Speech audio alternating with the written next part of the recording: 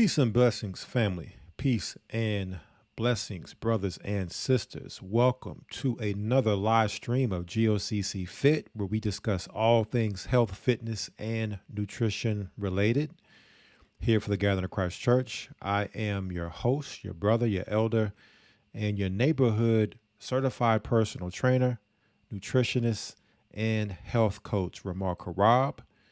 And I pray all of you out there are in blessed health as we get ready for our next live stream and session to go into for our GOCC Fit series. Let me go ahead and pull up the scripture for our GOCC Fit. All right, we'll read it here. We're going into the King James Apocrypha, the book of Sirach. Some may know it as Ecclesiasticus. And we're in chapter 30 and 15. So Sirach 30 and 15 tells us health and good estate of body are above all gold, and a strong body above infinite wealth. So you've heard the saying many times, health is wealth, right? So this scripture basically is breaking that down all, but health is wealth is more just it in a nutshell. But this scripture is actually going into the fact that, without health, what good is wealth, right? What good is resources? What good is really anything if you don't have your health? And there's no, worldly amount of resource or money that you can put on having a good state of health. All right. So we always have to keep that in mind if we're going to do any investing. One of our first investments should be with our health. All right. And so let us get the title for our live stream today. What is our title? You may have already seen the thumbnail there. Our title: Land Flowing with Milk and Honey. Land flowing with milk and honey.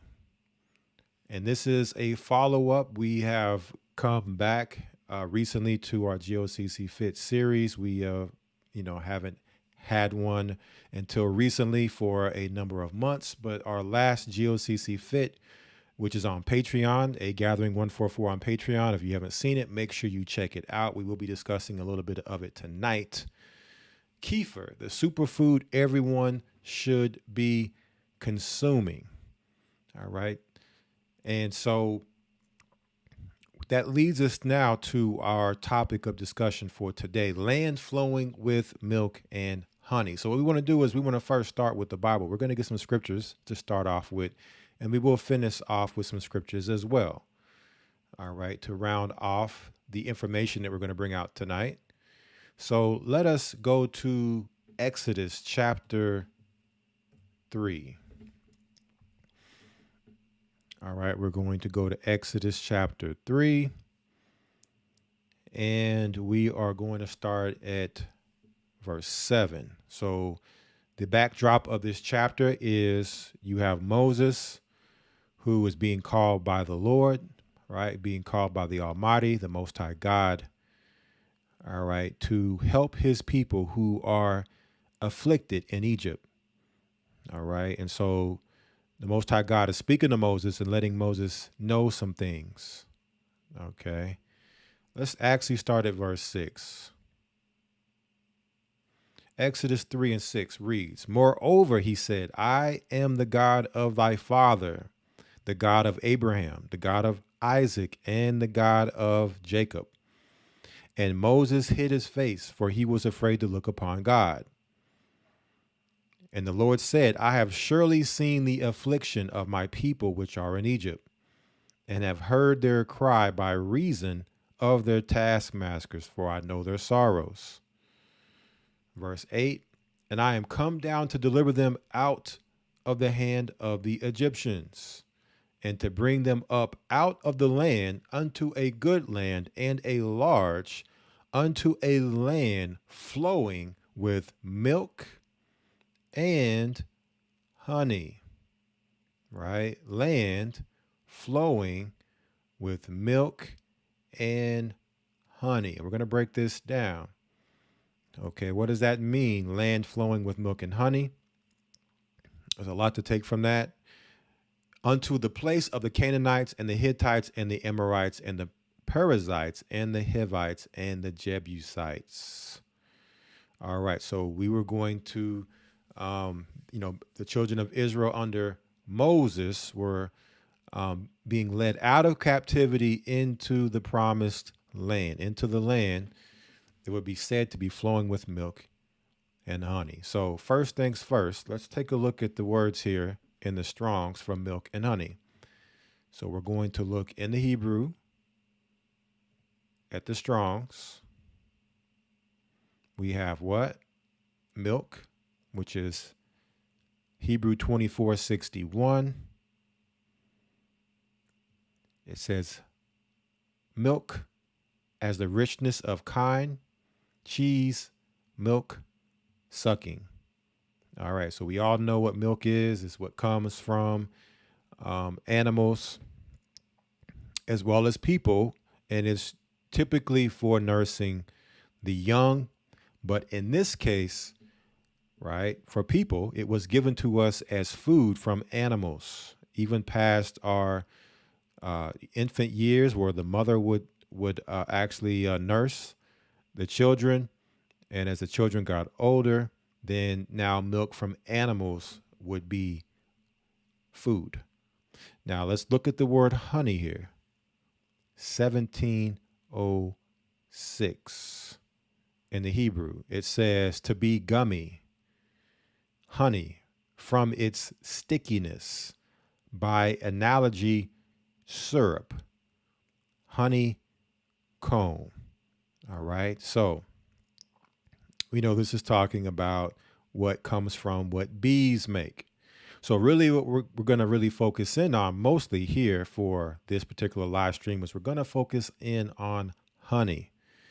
And the reason why we, are looking at these scriptures, because of course, previously we spoke about kefir, the superfood everyone should be consuming. Kefir is actually a byproduct of milk, right? And kefir grains.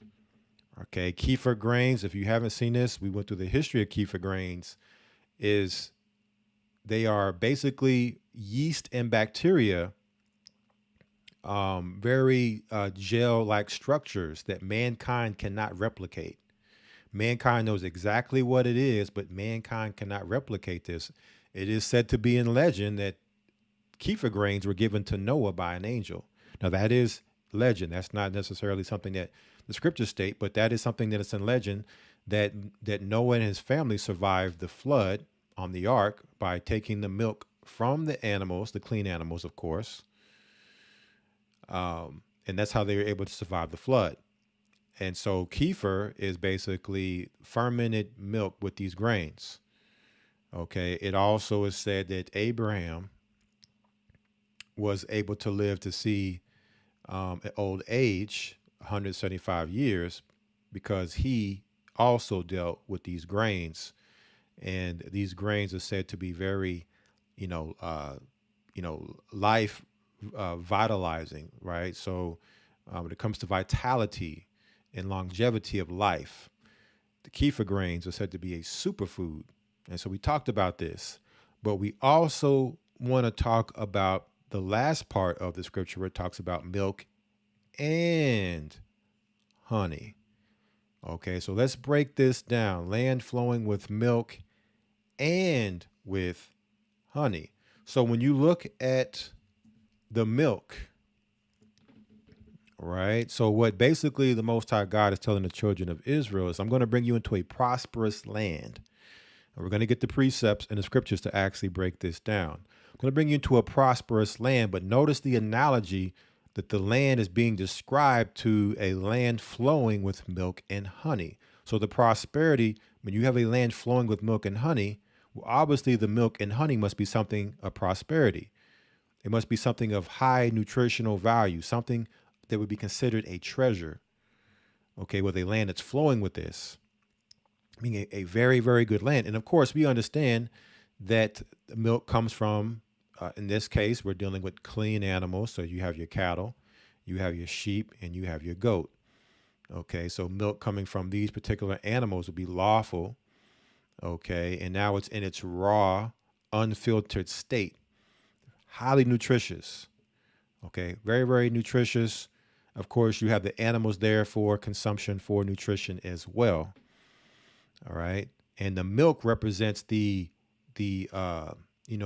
creaminess, the very flowing prosperity that you would see when you look at milk. And then the honey would represent the sweetness, right? Because I'm pretty sure all of us, a majority of us have had honey, right? And very, very sweet. So when things are very, very sweet, right? Typically you would say that is good, right? It is, I don't know too many people that don't like things that are sweet, right? So honey is very, very sweet, very, very good when we look at the actual insight here on what honey is. All right. So that's basically what the Most High God is telling him. But not only is it an analogy, but it's also literally, it's not just figurative, it's also literal. When you have a land flowing with milk, that means you have lots of animals, right, for food. Okay. And then you also have access to lots of honey. And we're going to break down why it's important to have honey available. Because we're talking about honey, we're talking about bees. All right. When you have bees in, when you have bees around and you have bees in your proximity, that's a sign, right, of a very healthy environment. When you don't have bees around, that's not a sign of very, very good, a very, very good sign for us to understand and know. Okay. You want the bees around because that means you have a prosperous and a prospering environment. Right, the bees actually pollinate, help to pollinate our crops. Right, the flowers that come from, fruits, vegetables, and so the bees are working in the environment to make sure that they're pollinating, helping to pollinate the other aspects of our food. Okay, so now you have a land that's just flowing and prosperous and abundant with food. So really want to break all that down to understand the concept here of what we're seeing when we talk about milk and honey before we actually then go into really our discussion tonight, speaking primarily on raw honey. So now let's go to Leviticus chapter 20 to get more insight and understanding on breaking this down and building on this understanding. So Leviticus 20, and let's go to verse 24 now. Leviticus 20 and 24 tells us what? But I have said unto you, ye shall inherit their land. Talking about the Canaanites, the Hittites, the Jebusites that we just read of in Exodus 3, right? You shall inherit their land, and I will give it unto you to possess it, a land that floweth with milk and honey. I am the Lord your God, which have separated you from other people. So this was the best land, the best, most prosperous land. Now, of course, if we weren't in it, somebody else was going to take it. So that's what ended up happening. If it's the best, you can guarantee that somebody's going to look at it and say, I want that land. And so they were in it. And of course, for those that know the story, we went in and took the land back, but it was given to us. Okay, now let's keep going. Let's keep building here. Deuteronomy chapter 8. I'm going to jump around here a little bit. What else can we understand when we talk about this land flowing with milk and honey? Deuteronomy 8, and we're going to start at verse 6. It says, therefore thou shalt keep the commandments of the Lord thy God to walk in his ways and to fear him. For the Lord thy God bringeth thee into a good land, a land of brooks of water, of fountains and depths that spring out of valleys and hills. So now we're starting to get more insight into this land flowing with milk and honey, this prosperous land. So in any prosperous land, you would say, okay, where's the water at? You have to have water, right? You need water for your health, for consuming. Okay. You need water for washing and cleaning and cooking. Okay. So you have to have water. So that's one of the first things we see being mentioned is you have springs, fountains breaking out, coming out of the valleys and the hills. What else do we have in this land flowing with milk and honey? Verse 8, a land of wheat and barley and vines and fig trees and pomegranates, a land of oil, olive, and honey. You see that? So all these things we can understand that if the Most High God, the Lord our God, told us that these things are good, then we have to understand that in our society now, okay, for our nutrition, we have to look to these particular things that are being mentioned here to understand that these things are good for our health and our nutrition. Primarily, we're focusing in on honey, right, today. We're going to continue on. It says, verse 9, a land wherein thou shalt eat bread without scarceness. So abundance, right? Almost unlimited resources, unlimited abundance of bread coming from wheat, bread coming from barley. That's just the grain, all right? And of course, we look at our society today with a lot of this stuff, and it's been tainted. But you're talking about GMO, you're talking about hybridization, you're talking about being sprayed with chemicals. Okay, so it's not that this food is bad. All right, you have to understand that. It's what are they doing with the food? What is the source? What is the process of how they're getting the food prepared for you to consume it? That's what we must examine when we talk about food. See, a lot of times we'll consume any of these things that we read of in the Bible and think because we had a reaction, oh, that particular thing, in this case, let's say it's honey. Oh, I ate some honey and I had a reaction, and therefore honey's bad. Don't eat honey. See, we can't do that. We have to understand, okay, what's going on with the honey? Do we have glyphosate going on where the bees are now gathering honey from, plants, flowers that have been sprayed with chemicals? And therefore now it's the glyphosate, the chemical residue that now you're actually getting in your honey that's causing the reaction. You see what I'm saying? So the Most High God told us the honey was good. So therefore it can't be bad per se. Okay. Along with the rest of the things we're reading here. What else?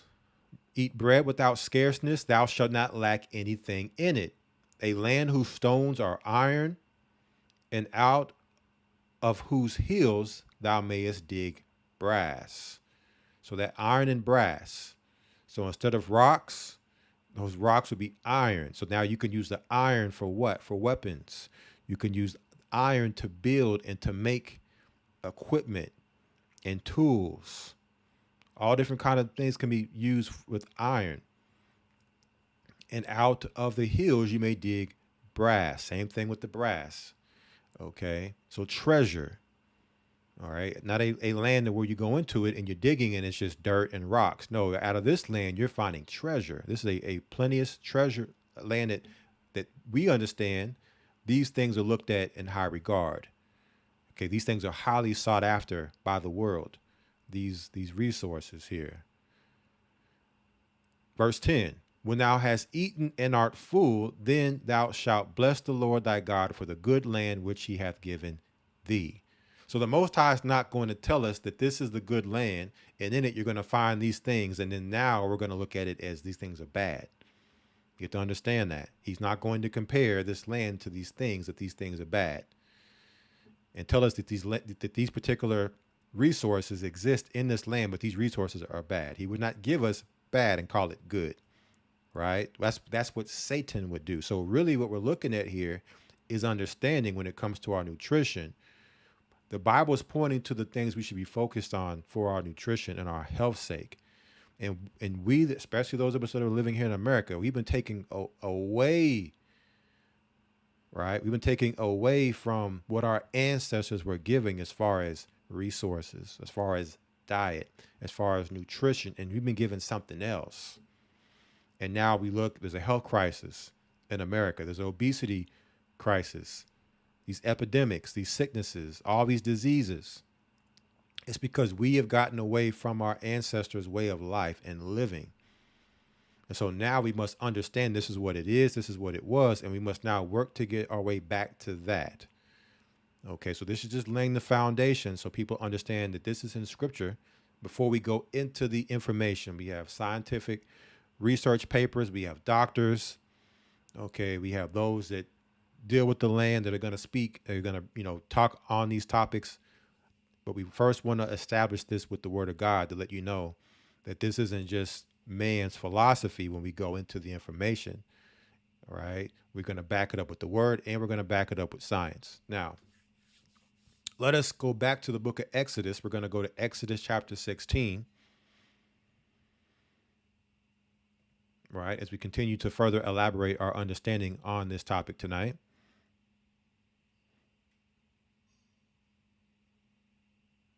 Exodus 16 verse 31 reads what?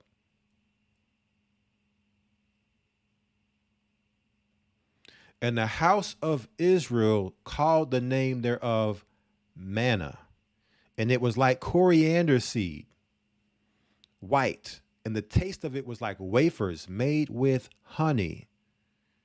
So we understand that in the wilderness, right, the children of Israel were wandering and were without food. All right. Well, they were hungry. They were thirsty. So what did God do? God caused it to rain manna, which is also known as angels' food, out of heaven. And how was it described? How was this angels' food described? Well, at the very end, we see here that it was described, the taste, as honey. Again, just more confirmation, right? More solidification on the fact that honey is good, okay? Because it was given to the children of Israel as a taste, something that would be described as the taste of honey for the manna that they ate in the wilderness, which again, angels' food. All right, so God has not given his creation poison to eat or things that are not healthy to eat. Now, a few more scriptures, and then we're going to then go into a video. We're at Deuteronomy chapter 32. Let's go to Deuteronomy now. Back to Deuteronomy 32. And then we're going to come back and finish out with the scriptures at the end of our information tonight. Deuteronomy 32 and 9. It says, "For the Lord's portion is his people. Jacob is the lot of his inheritance. He found him in the desert land and in the waste, howling wilderness. He led him about. He instructed him. He kept him as the apple of his eye. As an eagle stirreth up her nest, fluttereth over her young, spreadeth abroad her wings, taketh them, beareth them on her wings. So the Lord alone did lead him, and there was no strange God with him." Now let's look at verse 13 here. "He made him ride on the high places of the earth, that he might eat the increase of the fields. And he made him to suck honey out of the rock, and oil out of the flinty rock." You see that? So again, it's just going back to a land flowing with milk and honey, that it would be so abundant, we would be able to pull it out of rocks. Okay. That's how abundance it is. You break open a rock and it's just honey flowing out. All right. More so a metaphor than anything, more so just explaining how abundant and how blessed we were in our land when we were with our God. Verse 14, what else? "Butter of kine and milk of sheep." So what is butter? Butter comes from milk or dairy, right? Whether you're talking about cattle, sheep, goat, right?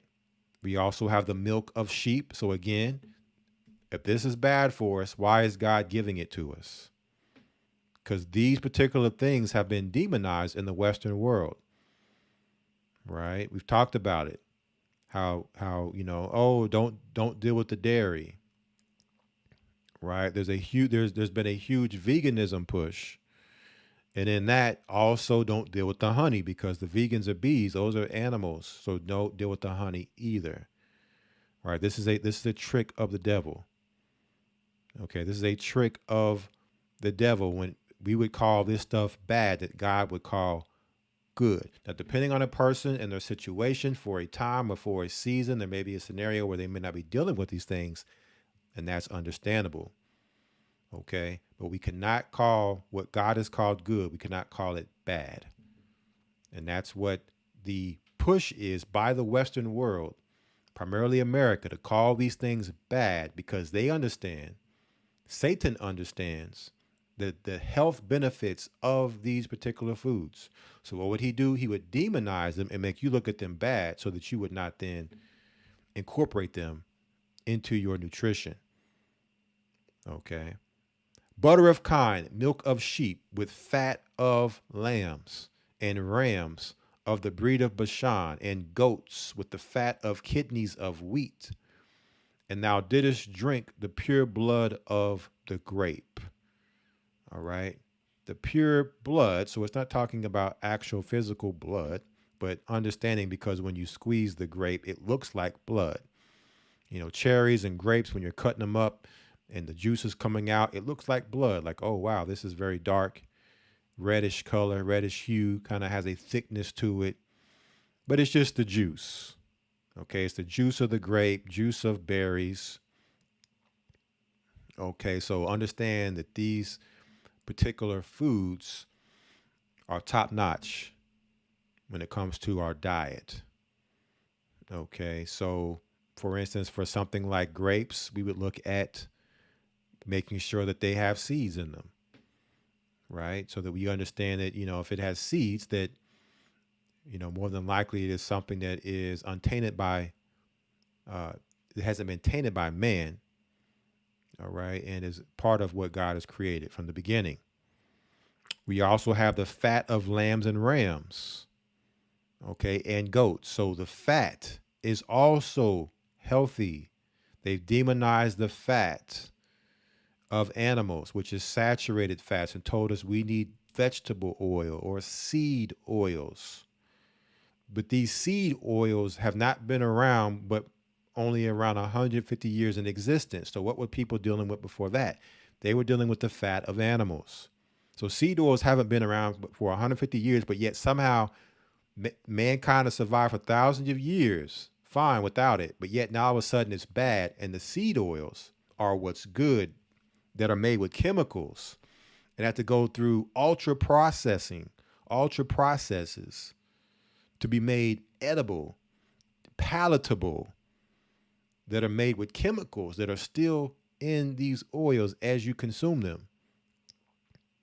It could be further from the truth that it's healthy for us. What we have to do is get back to what God said is healthy, which is the fat of the clean animal. So what is the fat of the animals considered? Tallow. So your lamb tallow, okay? Your beef tallow, your goat tallow, or ram. In some instances, rams can be sheep as well, okay? But all the fat of these animals, and this is what you cook with, right? You render the fat, you whip it up.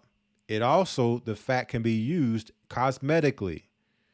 The fat can be used in your hair. It can be used on your skin. Very, very healthy, full of nutrients, full of vitamins, full of minerals. Your body absorbs it, feeds the body, right? We have to understand these concepts, family. So I wanted to start with the Bible here first. So as we go into this information tonight, that it's backed up by the Bible. So we have Bible, right? Foundational understanding, and as well as science and those who have done the research to bring out the information that it is good. So now, let us pull up our first video.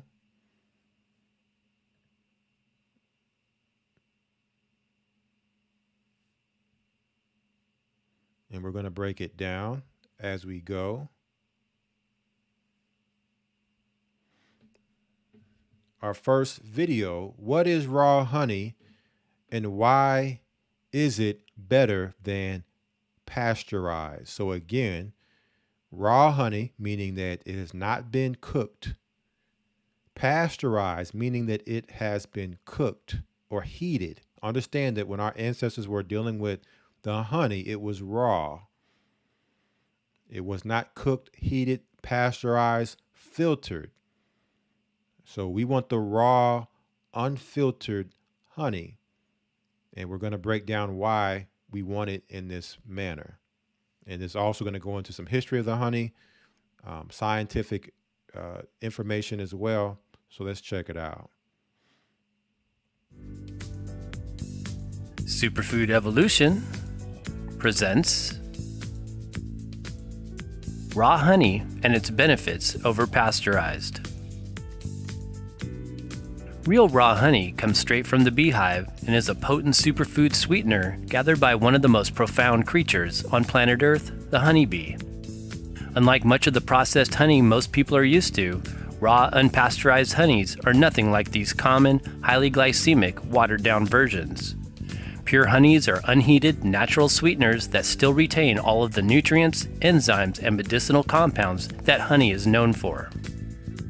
Honey in this state is a living food high in antibacterial, antifungal, and antiviral properties, used throughout the ages to reduce inflammation, boost the immune system, and aid digestive functions. So honey is a superfood.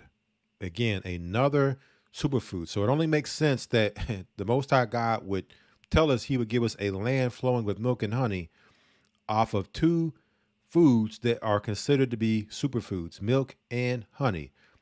Why is it a superfood? It's nutrient dense, full of nutrients, right? Full of enzymes. It's a living superfood. It's alive, okay? The same as the milk, raw milk. As long as you don't heat it, it's a living organism. Same with milk. Milk is a living organism as long as you don't pasteurize it. Honey is antimicrobial, meaning it's antibacterial, antifungal, antiviral, antiparasitical. Okay.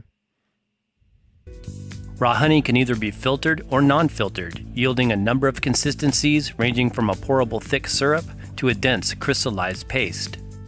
Non-filtered honey is by far the most medicinal honey available, containing fragments of nutritious constituents like propolis, bee pollen, small flecks of honeycomb, as well as different active enzymes beneficial to human health. And this is the type of honey I like. I like the creamy honey with the specks in it. So you got the bee pollen in there.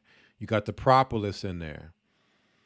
Okay. All the enzymes working up within there. Okay.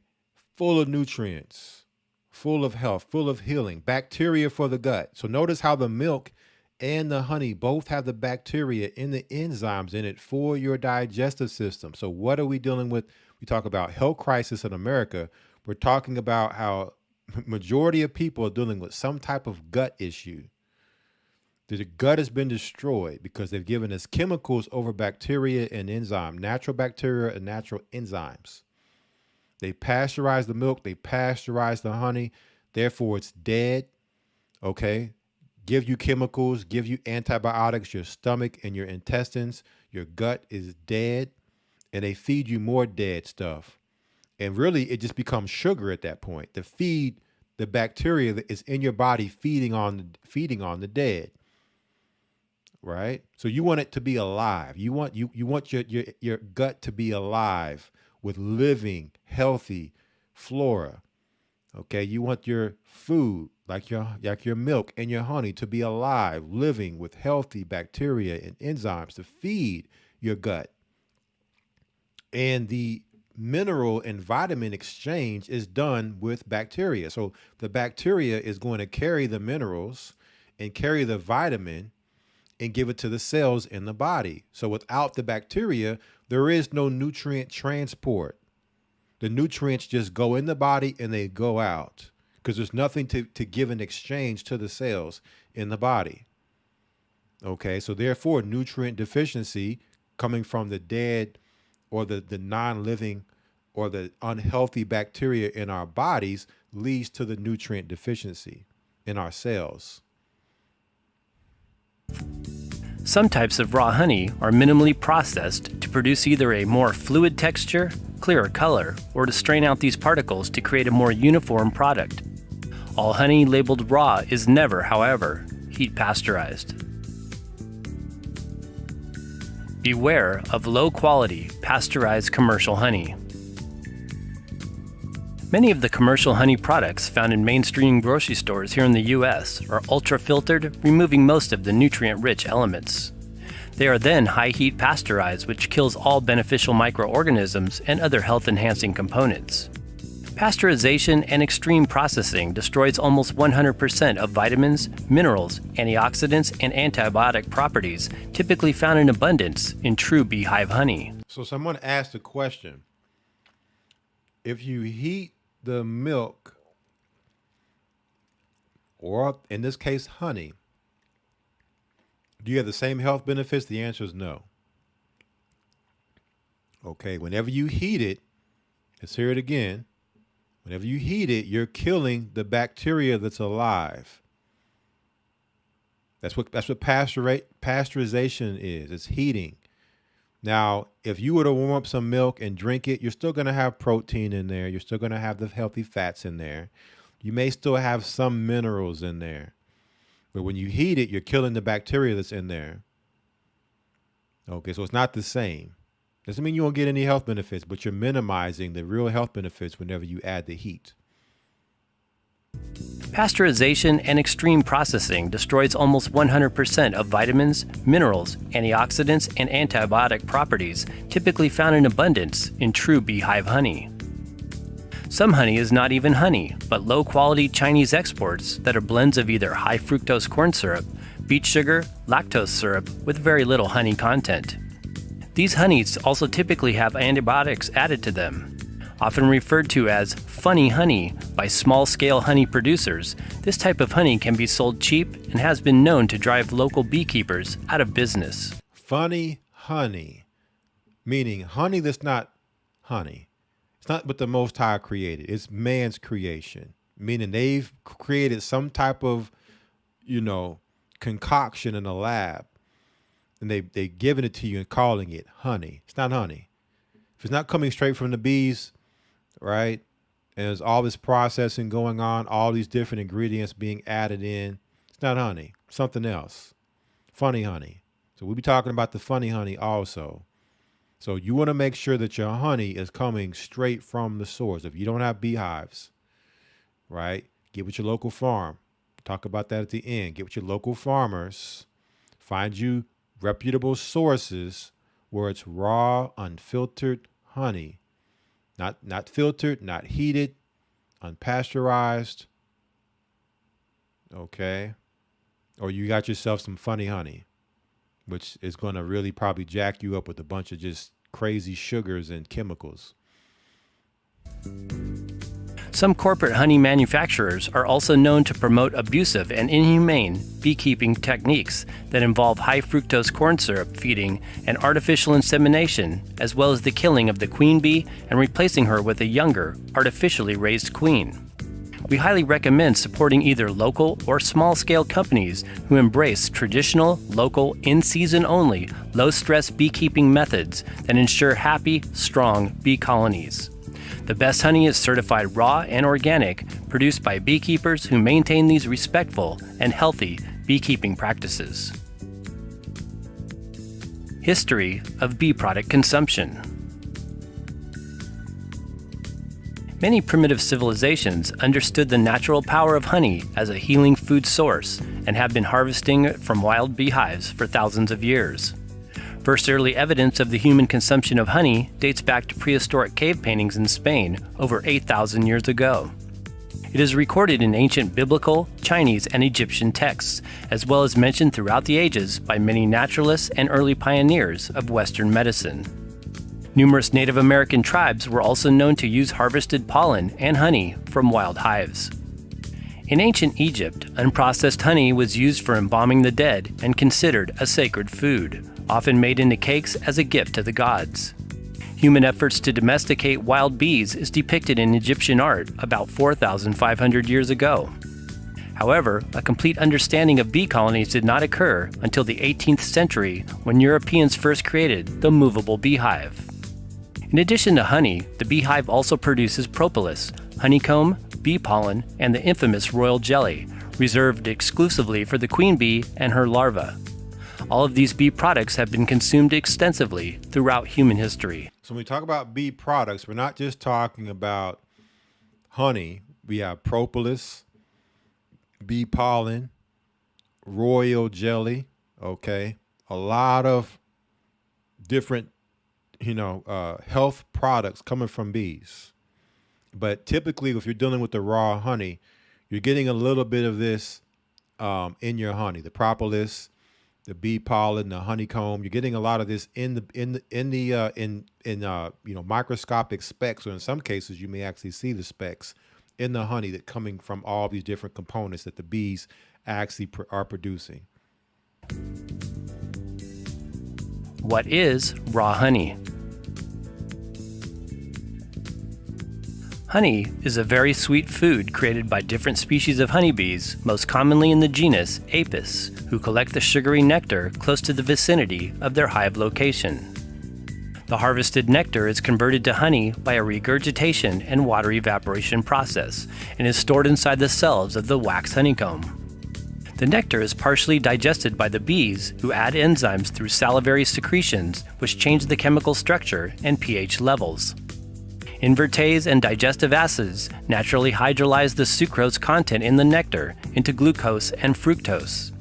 Interestingly, all nectar-collecting worker bees are female and work together as a group to achieve this objective.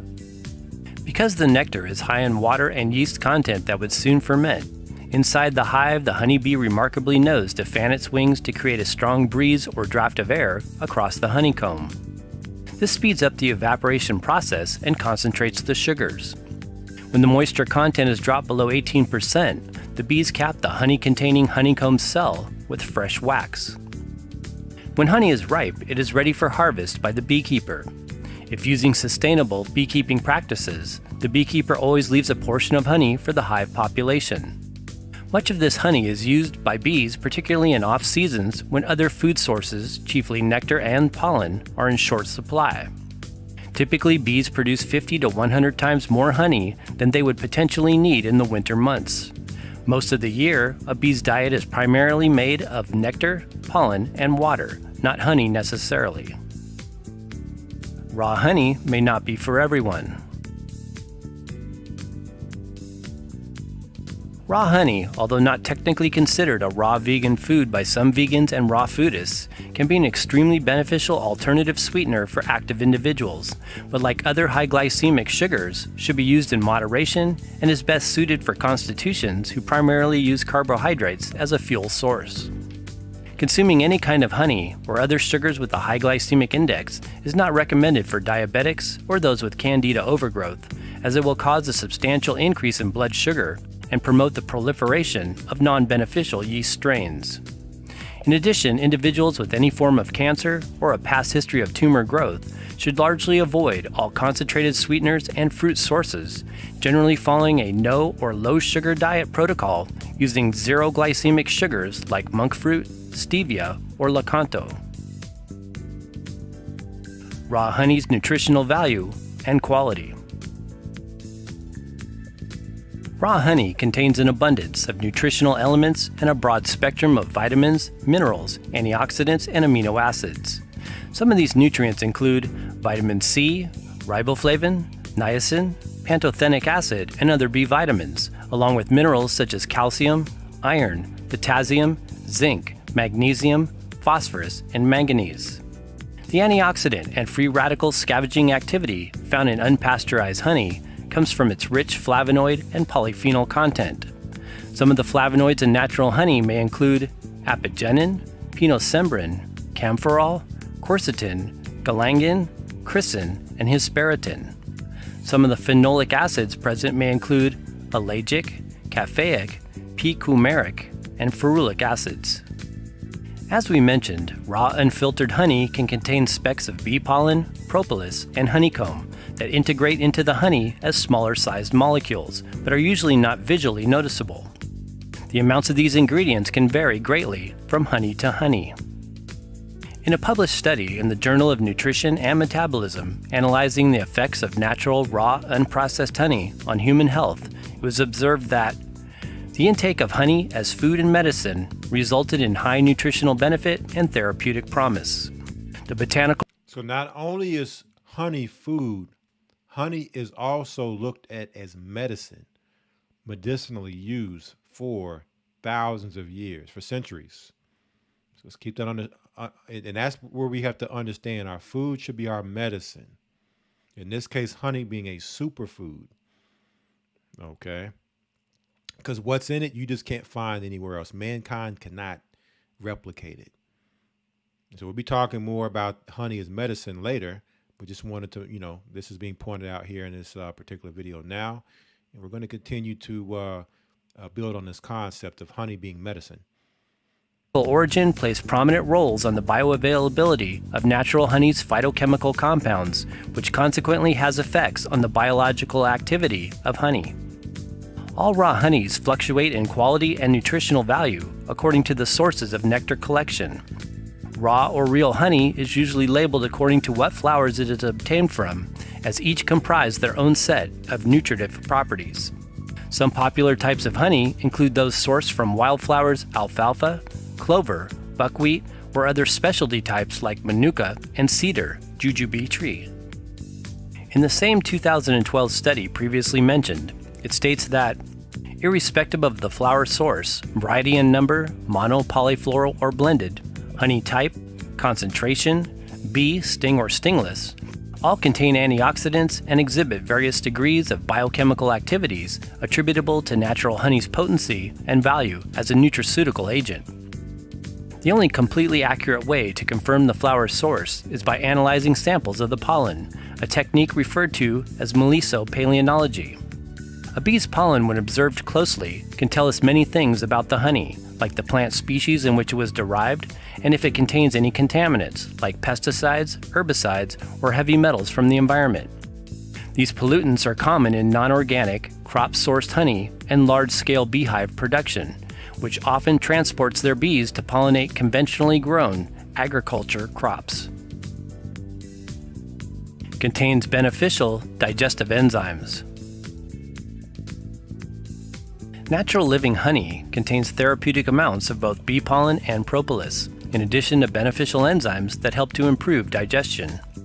The primary enzymes present in raw honey include invertase, amylase, glucose oxidase, with smaller amounts of others like catalase, beta-glucosidase, protease, esterase, and acid phosphatase. As with other nutrients in honey, the levels of these enzymes can vary widely according to region and flower source. Enzymes, especially invertase, play a vital role in transforming the nectar collected by bees into honey. These enzymes can help to produce other useful compounds naturally available in many raw honeys, like gluconic acid, hydrogen peroxide, dextrin, and maltose. The enzymes available additionally help us to digest honey and its sugars, a quality not often found in other sweeteners. In the past, the amylase content in honey was frequently used as an indicator of honey quality, especially in European countries. It is present in varying quantities in all raw, unheated honey and produces both maltose and dextrin from long-chain starches, providing a sweeter flavor. Amylase is an essential enzyme in honey that helps to break it down, making it easier to digest when consumed. Contains bee pollen and propolis. Bee pollen is a top 10 superfood for its nutritional benefits, protein, and concentrated enzymes. The pollen in honey is the main constituent responsible for its amino acid content. All of these pollen granules are traditionally harvested in separate collection trays from the actual honey. Unfiltered honey does include tiny bits of pollen and contributes to its nutrient-rich quality. Honeybees collect a resinous substance called propolis, used for constructing and maintaining their beehives, often referred to as bee glue. A mixture of waxes, essential oils, resins, and pollen, honeybees use it to seal and sterilize the hive from outside contamination, as it possesses strong antibacterial and antibiotic attributes. Propolis is also used to sanitize the lining of brood cells used for laying eggs. Like bee pollen, small particles of propolis resin are also found in raw honey and add immensely to its value as a superfood sweetener. Propolis contains beneficial compounds and health-supporting properties as a natural antibiotic and antiseptic agent. Antiseptic and antibiotic properties of raw honey. Unpasteurized honey has been used throughout the centuries as a food source as well as a medicinal remedy in the treatment of various ailments, from mild conditions like sore throats and arthritis to more serious health issues like gastrointestinal ulcers and bronchitis. When used topically, it is also a powerful skin healer, commonly used as dressing for wounds, rashes, burns, and as an ingredient in facial masks. External use increases circulation to the affected region, stimulates the regrowth of tissue, speeds healing, and helps to prevent scarring of the skin. Different from antibiotics, which kill all bacteria and interfere with intercellular metabolic pathways, honey provides antibiotic and antimicrobial actions through a combination of different properties. And we'll be talking about honey and its effect on the skin here more later. Okay, so honey throughout the ages has always been known as something to put on wounds and to help with healing of the skin. And the good thing about honey is it doesn't kill or interfere with the good bacteria. It only gets rid of the bad bacteria. All right, so definitely heaven sent from the Most High, fighting for the good against the bad. Its antiseptic qualities are due to certain chemical compounds like propolis and hydrogen peroxide, which exhibit strong antibacterial attributes.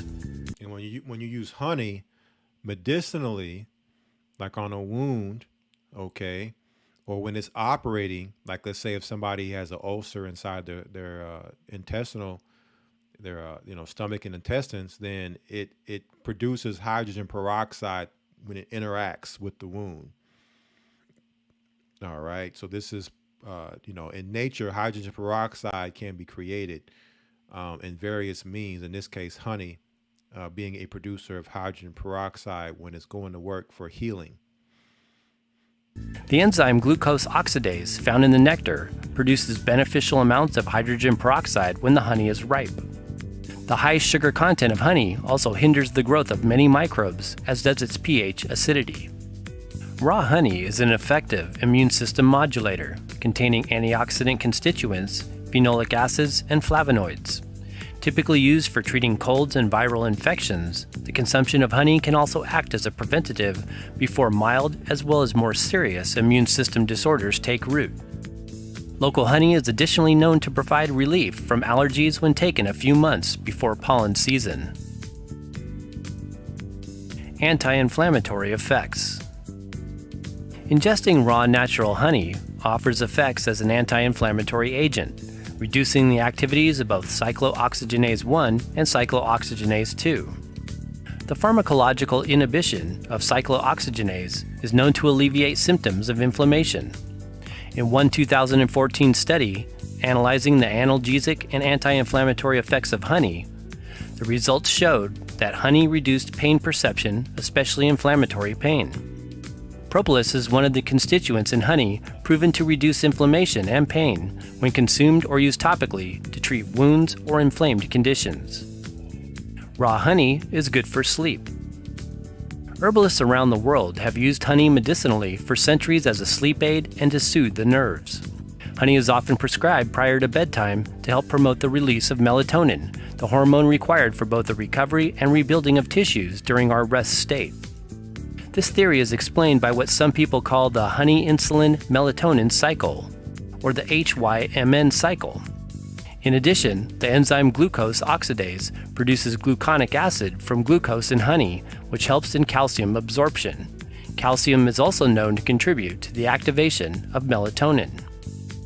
Raw honey is a great alternative sweetener because of its nutritive and medicinal properties, but it is, however, a high glycemic sugar. The glycemic index of honey does fluctuate some according to its fructose content and other variables. Generally, raw honey is viewed as having a lower GI than pasteurized honey. So we're going to break this down too, because some people may say, well, honey's sugar, so therefore sugar is bad. Now, that's not the case. Okay, we go to a doctor, he's going to go into this, but just in a nutshell, understand that in nature, when things are received in nature, how they're made, how the Most High created them to be made, they're good. What happens is when man comes in, he starts messing with that equation and that formula. He starts filtering it, taking all the nutrients out, the minerals, the vitamins, the bacteria, and then leaves you with just a sugary substance after that. Okay, now that's bad because the body was never meant to receive that. It was supposed to receive it in its natural state. So when you receive it in its natural state, now it's balanced. The vitamins, the minerals, the bacteria, the enzymes balances the honey and the sugars in it. It makes it to where it's not necessarily a concern for those who maybe are diabetic or dealing with any type of issues when it's dealing with sugar. And we're going to go into the data to show it's exactly opposite of that. Okay, so just stay tuned. We're just breaking the ice here, getting a quick intro into honey. The glycemic index is a numerical ranking of carbohydrates based on the rate of glycemic conversion and the rise of blood sugar levels after digesting a food. Glycemic index comparison. Pasteurized honey, GI of 55 to 58. Raw honey, GI of 35 to 48. Table sugar, GI of 58 to 65. 1 tablespoon of unprocessed honey typically contains 17 grams of carbohydrates and about 64 calories. The main sugars in natural unheated honey include fructose 32 to 38% and glucose 24 to 31%. Other sugars include maltose, galactose, small amounts of sucrose, and 4 to 5% fructooligosaccharides, or FOS, prebiotics that promote the growth of non-pathogenic intestinal microflora. When consuming natural sweeteners with a high sugar content, like honey, coconut sugar, or agave nectar, it is important to not overdo it and always use them in moderation within a health-promoting diet. Avoid raw honey if you have issues with candida overgrowth or parasites, as most of its sugars will feed their growth and proliferation. It is best under such conditions to consume low glycemic sweeteners like stevia, lakanto, yacon root syrup, monk fruit, coconut nectar, and sometimes lucuma. What is colony collapse disorder? Colony collapse disorder is a fairly recent phenomenon whereby bee populations around the world seem to be disappearing and reducing in size. Mainly happening within the large-scale commercial beekeeping industry, there are many theories about what exactly is causing this occurrence. Scientists believe it is a combination of different factors, including pesticide use, like neonicotinoids, monocrop agriculture, as well as habitat loss. As we shift over to a more sustainable organic way of growing food, incorporating permaculture practices, and reducing our carbon footprint, backyard beekeeping can be a simple and effective way to make an impact, one nurtured beehive at a time. We'll be talking more later about colony collapse disorder with what's happening with all the bees, the bee populations, and the dying off of bees. We'll talk about that later as we proceed. Types of raw honey. Honey is sourced from different flowers that are located near the hive. Depending on the bee species, they can harvest nectar from one exclusive flower or a variety of different ones located within a 1 to 4 mile radius. Each type of honey holds a unique composition of nutrients and flavors relative to its derived nectar. Various types and grades of raw honeys are available commercially. Some are completely unfiltered, while others are filtered to provide a clear, liquid-type consistency. Honey straight from the hive is a blend of both liquid and solid sugar crystals and can range from yellow-white to dark amber or black, and every color in between, depending on the floral origin. Honey can have a more crystallized texture, which can turn a lighter cream color from the glucose crystals, as well as wax, pollen, and propolis content, or it can be a clear, viscous-type syrup, which contains a higher amount of water content. Purchasing bee products. The best honeys are purchased directly from the beekeepers themselves in the communities you live in. Sometimes farmers markets are good places to find local honey made from small-scale beekeeping operations. We also love to talk directly with beekeepers whenever possible. They are usually very interesting people with a lot of information about honey and bees in general. Local honeys are additionally beneficial to consume as they can potentially help you to adapt to pollen sensitivities, building allergic immunity in the locations you reside. Consuming honey for allergies is usually recommended over ingesting the straight bee pollen, as pollen concentrations can cause severe allergic reactions for a select group of people. We believe it is important to support your local beekeepers or purchase your bee products from reputable companies as opposed to commercial, mass-produced bee product operations who inhumanely treat their beehive colonies or adhere to unsustainable beekeeping practices. It is best to consume honey that is foraged from grasses, trees, plants, and wildflowers far away from any possible environmental pollutants. Organic raw honey is certified according to the land in which the bees harvest the nectar, with required pollen testing for potential contaminants. Our personal favorite commercial varieties. Wee Bee contains all 3 nutritional elements including pollen, propolis, as well as honeycomb, creating a creamy textured end result, produced from biodynamic floral sources. Manuka Healing Honey, created by the Synergy Company, the makers of many superfood products. Hand harvested in New Zealand, it is an organic, raw Manuka honey. Someone asked, for those who may wonder, what is Manuka honey? Manuka is a tree, and typically this tree is found in New Zealand or the Australia area. Okay, and so really pretty much this tree isn't necessarily edible for people to consume, but the bees able to take the pollen from this tree. You then get the medicinal benefits in the honey, the Manuka honey, without having to worry about trying to extract it somehow from the tree that is non-consumable for people. So what's said to be the most healing of all the honey is Manuka honey. Now it's very expensive, and you got to do your research because there's a lot of companies out here perpetrating, calling their honey Manuka honey when it's not really Manuka honey. So you gotta, there are some companies out there that do third-party testing, and they have those that verify that their honey is legit Manuka honey. For those that want to look into using Manuka honey, I've actually had some experience with Manuka honey myself. It doesn't taste quite like the honey that you're used to. Not that it tastes bad, but you can tell that it does taste more like what you would expect something that's medicinal to taste like. Okay, but definitely something to look into for those who are interested in Manuka honey. All right. EcoBee Farms. YS EcoBee Farms is a 4-generation hands-on beekeeping business. They are the pioneers in certified organic beekeeping in North America, receiving organic certification in 1995. Honey Pacifica.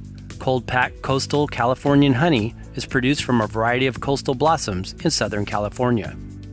Mountain Rose Herbal Raw Honey Spreads. These are medicinal, raw, unheated honeys infused with different herbs. 4 different varieties are available for sleep, inflammation, allergies, and immune health. Bariani Wildflower Honey. Bariani honey comes from bees that live on the Bariani olive orchard. This raw honey is characterized by light floral flavors and fine textured crystals. It is unheated, pure, unpasteurized, and unprocessed. Noni Land Honey, a sometimes hard to find specialty brand derived from many different superfoods as well as noni blossoms. Produced on the Hawaiian island of Kauai and created by health educator David Wolf, it is one of the best available. Precautions. Raw honey can be dangerous to infants under 1 year of age, as their intestinal tracts are not strong enough to fight off potentially harmful bacteria. So people are asking about infants and why infants cannot have honey. It's because infants are not developed enough in their intestinal tracts to deal with any bacteria at that age, certain bacteria that are in honey. Okay, so there's more that's going to be said on infants but they're just not developed yet. Like other things, there are a lot of things out there that you don't give to an infant. It's just they're not developed yet. They have to get more developed before they can get certain things. Honey is one of those things. Unpasteurized honey sometimes contains dormant endospores of the bacterium Clostridium botulinum, which can be lethal to newborn babies and infants.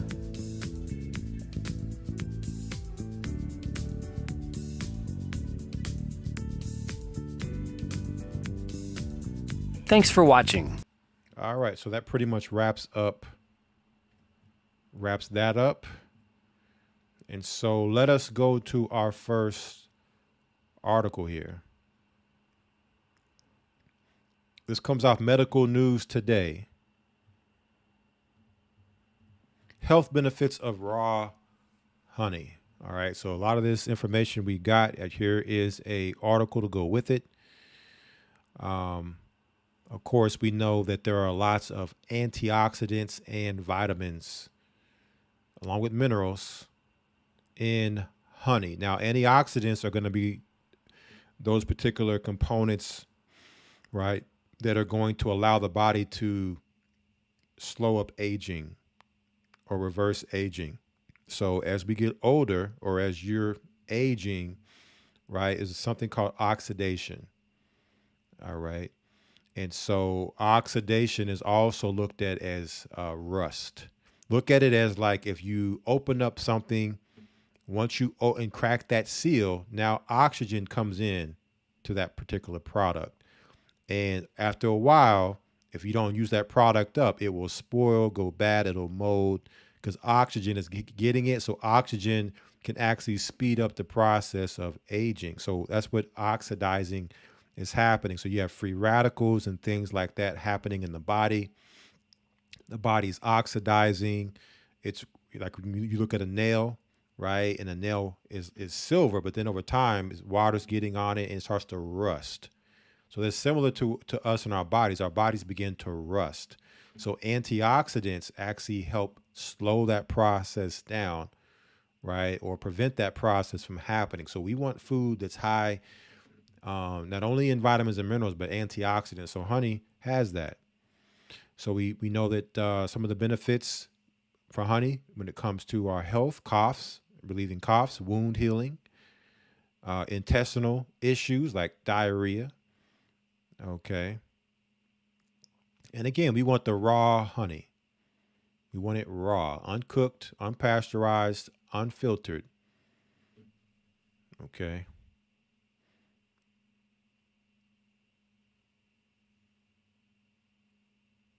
So we know raw honey contains bee pollen, beeswax, bee propolis. This is what is used to create the hive. This is one of the most, healthy components of the beehive is the propolis. And understand that a lot of people I've heard that this being said that the most hygienic, right, environment is inside a beehive. Okay. So when the bees are getting sick and dying, that tells you something is really wrong in our environment. Let's see. So we understand that, regular honey goes through the pasteurization and the filtering process. Okay, this is more of a modern thing. This is not how it was done in the ancient times. And so it just throws the formula, it throws the equation and the way that the honey is constructed in nature. You throw the whole equation off when you disturb how things are in nature, trying to filter and do all types of crazy processing. So here are some of the health benefits honey has: antibacterial action, wound healing, dietary antioxidants. Also, when it comes to inflammation, okay, anti-inflammatory to bring down the swelling and the inflammation. Okay, so what are some of the antioxidants in honey? Phytochemicals, flavonoids, ascorbic acid, which is vitamin C, So antioxidants reduce oxidative stress in the body by mopping up free radicals. So oxidative stress has been said to lead to chronic health conditions, including cancer. Okay, so when we're dealing with lots of oxidative stress, lots of free radicals, which in our environment is toxic, it's almost unavoidable. What's going to happen? Chronic disease, cancer. So when we're eating things high in antioxidants that are rich and dense with antioxidants, what happens? Now chronic disease is held off or reversed. Cancer is held off or reversed. Okay, so again, pasteurization is messing all of this up. The antioxidants are destroyed through the pasteurization process. Okay. And that's not just with honey, that's with other foods too, vegetables. Really the only food that we definitely have to cook is the meat. All right, the animal flesh. That is something we're not eating raw, okay? But everything else you want to get is raw as much as possible. Okay. So nutrition is going to vary from hive to hive. Okay. But we know there's antioxidants, amino acids, okay, which is the building blocks for protein and muscle. So there's going to be some amino acids in the honey. Okay, and so the vitamins and minerals that are said to be in honey, you have niacin, riboflavin, pantothenic acid. All these are your B vitamins. So your B vitamins are what have a big they do a big job in when it comes to our energy levels. So when your energy levels are lethargic, a lot of times it could be because you're not getting the B vitamins. So honey, not only with the sugar content, but the B vitamins, that's why a lot of people, when they take honey, they see a burst in energy. Minerals, calcium, magnesium, manganese, potassium, phosphorus, zinc, just some of the minerals that have been found in honey. Okay. And we're going to talk about people with diabetes and honey here later. And get some research papers, some studies, some case studies on all that. So we also have seen and have heard about the antibacterial action and wound healing from honey. Okay, because of the hydrogen peroxide effect that happens when honey interacts with bad bacteria, bad microbes. Okay, fungi. So honey doesn't allow yeast or bad bacteria to grow. This is why the beehive is such a healthy environment. Okay, there's literally a disease-free environment inside the beehive. Here, research suggests manuka honey, a type of raw honey, can kill common pathogens. So here are some of the common pathogens like E. coli, which is known to cause food poisoning and wound infections, staph infections, Staphylococcus aureus, a microbe that causes skin infections, H. pylori, a bacteria that causes stomach ulcers and chronic gastritis. Okay, so honey is said to soothe and be healing for issues happening in the body caused by these bacteria, and bring the inflammation down. All right. And so honey helps release oxygen from the wound, which further promotes healing. We're about to listen to a doctor here in a moment. He's going to break a lot of this stuff down. If any of y'all are familiar with Dr. Axe, we're going to watch a little bit of him speak on honey. And then we're going to get a research paper, and then we're going to close out with some scriptures here. Okay. But just looking at honey, man, this stuff is amazing when you look at all of what it does. So you can understand why when the Most High is speaking about land flowing with milk and honey, why honey was used. I mean, it being sweet by in itself is already, a big plus. Okay, like I said, you taste that natural sweetness, and you're already, um, loving honey without even understanding how beneficial it is. So a lot of people take honey when it comes to dealing with coughs. Okay, now understand that if you're going to use it in this manner, a lot of times people will take it and they'll stir it in like hot tea. Okay, what you want to do is you want to eat the honey first.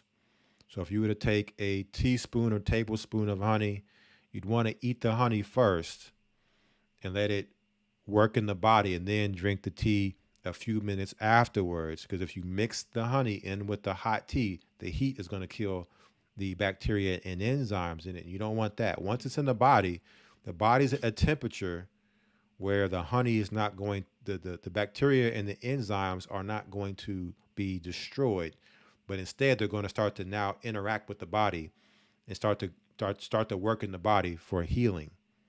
Okay. Also, honey is said to treat diarrhea. Okay.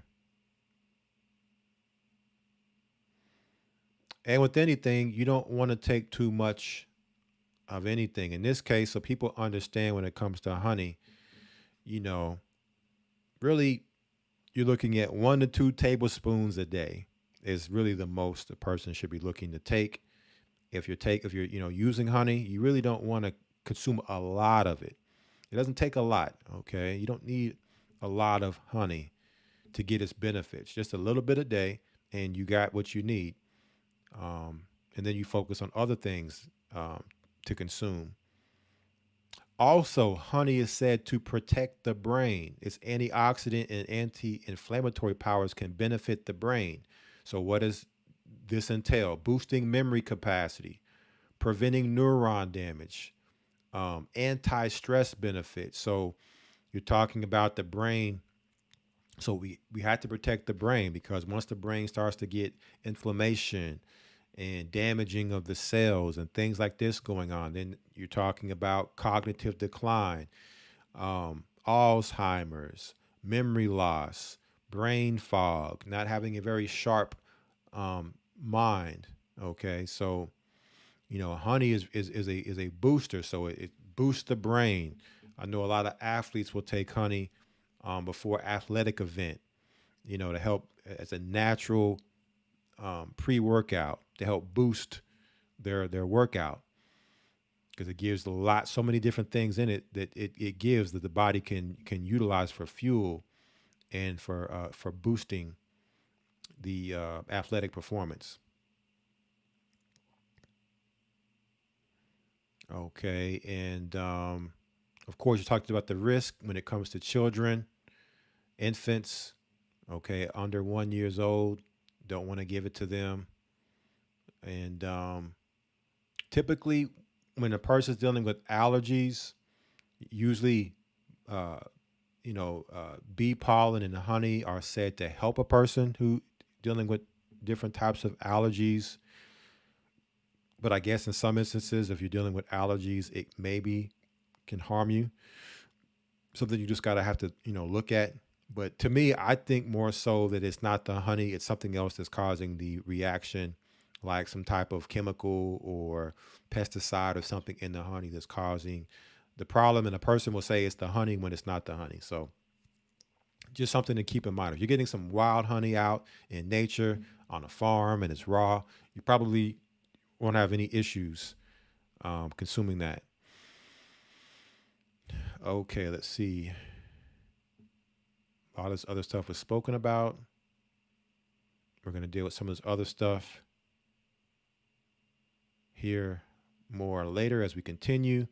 But you will get this article after this live stream. Just wanted to start with something simple here that kind of just gives a very layman's breakdown on honey, as we kind of go deeper now into some medical, into some doctors, and some case studies when it comes to honey. So now let's move to our next piece here. We have Dr. Josh Axe, a video where Dr. Axe states, eat this food daily to live longer. It's not what you think. So I don't know if you all are familiar with Dr. Axe, but here he is.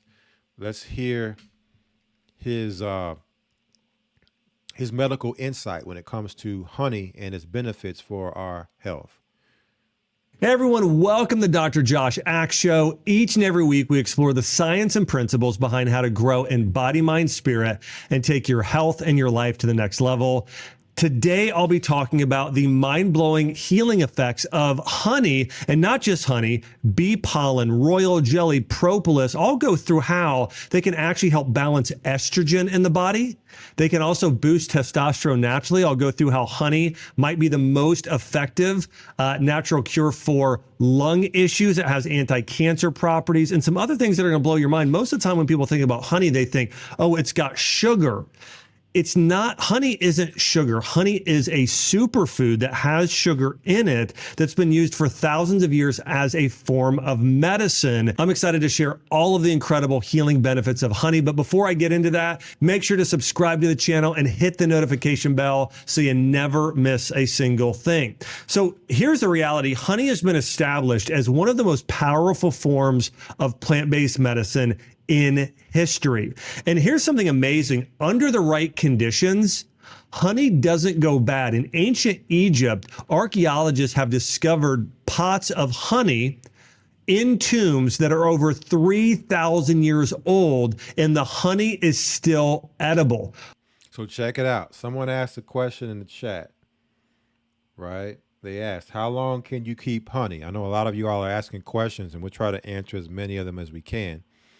And it seems like no sooner y'all ask questions, they get answered in the videos or with the information. But honey is said to have an infinite lifespan, meaning it doesn't spoil. You have stories of pharaohs who were buried with pots of honey, 3,000 years old. They discovered them with the pots of honey. They opened up the pots of honey, and the honey was still edible. It wasn't spoiled or anything. Again, it's a living organism, and the bacteria and the enzymes inside of it allow it to basically preserve itself. So it's a preservative. It's a natural preservative. So a lot of times people will put honey in certain recipes like elderberry syrup, and what it'll do is it'll extend the life of the elderberry syrup so that it doesn't spoil. You see what I'm saying? So that's another beautiful thing about honey, and why it's so amazing is that if you buy it, as long as it's the real honey, right, not pasteurized, not filtered, you can put it on your shelf and you don't have to worry about it ever going bad. I don't have to worry about swapping it out, replacing it. All I got to do is use it. I crack the top on it, seal the top back, no worries. That honey isn't going anywhere. This is why it's just something we all need to have in our cupboards, in our pantries, is honey, and lots of it, not to be eaten all the time every day, but to sustain us through famine. All right, dealing with that more here in a moment. What other substance on earth that you can eat is still good after 3,000 years? And in ancient Egypt, honey was so valued that it was often used as a form of currency, and spice traders would trade honey and essential oils and herbs and spices as forms of a currency. And sometimes even taxes were paid using honey. And as I mentioned, it was also used in trade. Now, other ancient civilizations prized honey. We know the Jews, as you read about them in the Tanakh or the Old Testament, prized honey. We know the Greeks and Romans also used it for medicine and as a form of food. And studies have also shown, recent studies, that honey has amazing healing benefits for healing wounds. In fact, if you have a wound on your skin, what works better than lavender essential oil, what works better than Neosporin or any other thing out there you could put on a wound is honey.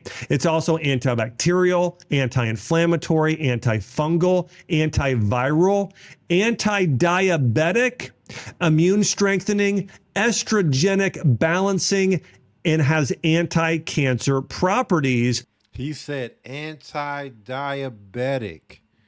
See that? So where they'll tell you, oh, it's sugar, you can't take it because of diabetes. Understand that's not how it works. Okay? Because you're getting so many more things other than sugar with the honey, it's balanced. But when you take all that out and you filter it, you pasteurize it, and then it's just sugar, now that becomes toxic. Because that's not how God created it to be consumed. The body was never designed to consume it in an adulterated way by man. Okay, so it is said to be anti-diabetic. So more on that here in a moment. Anti-cancer. So of course they would make honey seem bad. Of course they would pasteurize it and filter it to keep us away from the health benefits and the anti-benefits of honey. And I have used honey as medicine in my home, in the Axe household as well. I'll give you an example. My daughter, Arwen, when she was about 6 months old, she got a really, really severe cattle crap. And so she started getting it all over her head. And Chelsea and I, adjusted Chelsea's diet. That didn't change it. We put on some other really beneficial things, some natural things we bought for cradle cap that was a blend of different oils and essential oils. And that helped a little bit. And finally, I realized, I thought, well, we haven't tried probably the best natural remedy of all in honey. We specifically, just so you know, we did Manuka honey. And we put it on her head. And after a week, it completely disappeared. Okay. And we were trying many different things, natural things that didn't work. 1 week, completely gone. I've used this with a lot of patients who have eczema and psoriasis and a lot of kids. And honey is amazing for that. Also, I had to have an ankle surgery. This was about 6 years ago. And if you look at my ankle today, you really can't see a scar at all, because afterwards I kept it soaked for 40 days in a blend of Manuka honey, calendula, and lavender. And I had virtually no scarring, where almost anyone else, even using anti-scar ointments, would still have scarring. So understand that having honey in your pantry, not only is it liquid gold, right? Literally liquid gold, not only because of its internal medicinal benefits, but also the external medicinal benefits. So again, in times of crises, you need something for wound healing. I got honey, okay, and I can use it, or I can barter with it. Also, a lot of people have recipes for cosmetic, skincare or hair care. They put honey as a recipe for cosmetic purposes. Okay, so I want you to understand this stuff can be used internal and external for amazing benefits. And so it really is amazing. It's something I've personally used. It's something that we've used, again, in our family. I've prescribed and recommended to patients. And so honey has numerous benefits. And we're not only going to get into honey today, I'm going to get into what makes Manuka unique. I'm also going to talk about some of the unique factors that bees also create, such as bee pollen, royal jelly, and propolis, and what you want to use for different conditions to heal. Now, something that makes honey unique, as I mentioned, is its composition. It is about 82% carbohydrate, mostly a combination of fructose and glucose. It contains some protein. Actually, what's sort of unique is that about 80% of the amino acids found in honey are proline, which is a similar, a amino acid you'd also find in bone broth, but proline is what makes up your skin and your gut lining and other areas, which I think is also why it's so good at healing wounds on the skin. It also contains minerals. The mineral it's the highest in is potassium, so high levels of potassium, and also certain B vitamins like B2, vitamin B3, folate, and some vitamin C. So remember, honey is carbohydrates, but it's also amino acids. It's also some very, very unique minerals and antioxidants. And honey contains an antioxidant called phenylic acid, and it also contains flavonoids. These are a type of antioxidant you'd also find in things like berries. But this antioxidant elevates agents such as beta carotene, vitamin C, and glutathione in studies. Also, honey has been shown to be a natural antibacterial and great for wound healing. In fact, there's a great study done finding that honey inhibits pathogenic bacteria like staph infections, Staph aureus, and E. coli.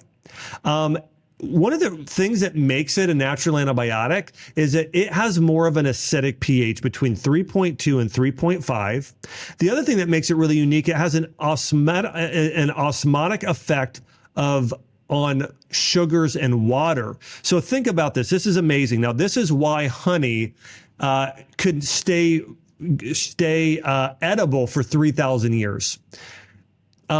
It will bring in the right amount of moisture and then push out the wrong amount of moisture. So when you are trying to heal a wound on your skin, whether you got a cut or a scrape or whatever it is, keeping the moisture level right is one of the keys to healing. You want to keep it a very, very specific moisture in order for it to fully heal. In fact, if you get a scar that gets too dry, it'll show a lot more. That's where you'll see a lot of scarring if it's too dry. And if it's too wet, one of the issues is it doesn't sometimes it actually can also inhibit healing.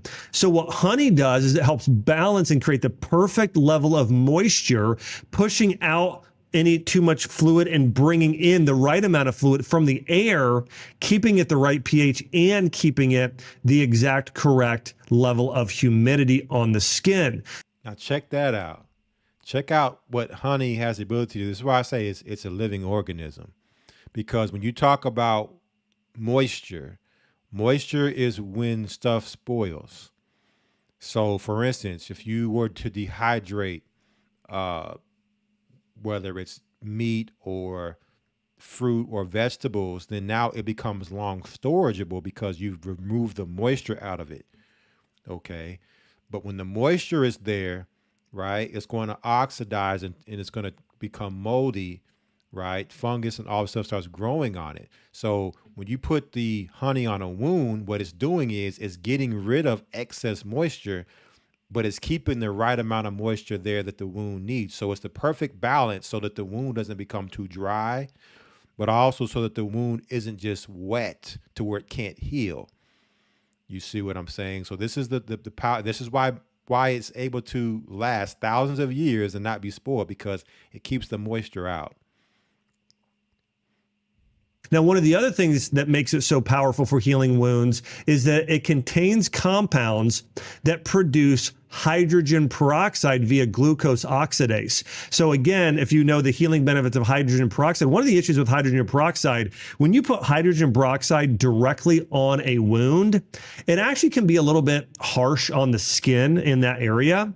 Versus honey itself creates hydrogen peroxide in the perfect amount to restrict bacteria and viruses in the area, keeping it clean and healthy and optimizing the healing of the area.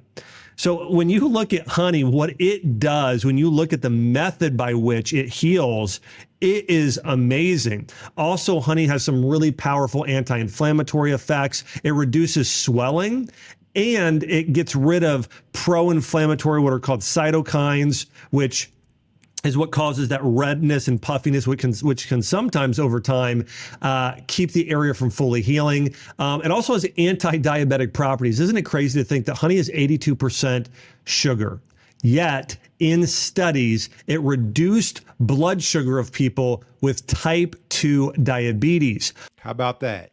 Honey is 82% sugars, but in studies is shown to be anti-diabetic, to reverse diabetes. For those people out there dealing with diabetes, maybe you should consider, when you're talking about, adding to your diet, you're eliminating sugars to make sure that you have honey in your diet, right? It doesn't take a lot. 1 tablespoon a day to get the benefits that honey has in it.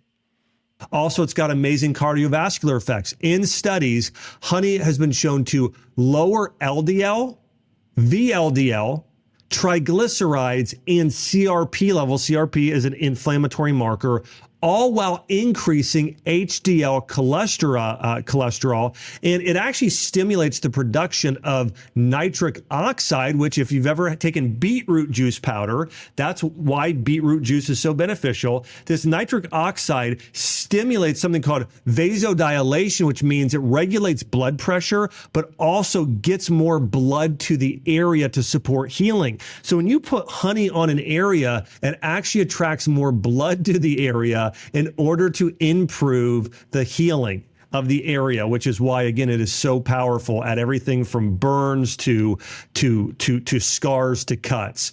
Here's another thing that's amazing about honey. It has anti-cancer effects. In fact, one study found it causes something called apoptosis of cancer cells, which means it programs cancer cells to die. It's been shown in studies to be effective against breast, colorectal, and prostate cancer. So again, there are loads and loads of benefits. So remember, we're just walking through here these benefits one more time. Honey is incredibly healing because it contains compounds that create hydrogen peroxide that is an antiseptic that disinfects wounds. It's high in unique forms of sugar that create an osmotic effect that draws out excess fluid and reduces swelling, but keeps it the proper pH at the same time and moisturized in order to properly heal.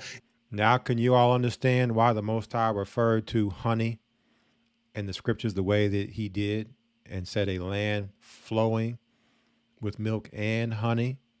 Because where there's honey, there's not only food, there's healing to keep you healthy and healed. It's high in nutrients, including vitamins, minerals, amino acids for tissue repair. It's antimicrobial and inhibits bacteria and funguses. It's anti-inflammatory. It is high in antioxidants, so it reduces oxidative damage. So again, with something like a scar or even internally in your body, it's going to act as an antioxidant.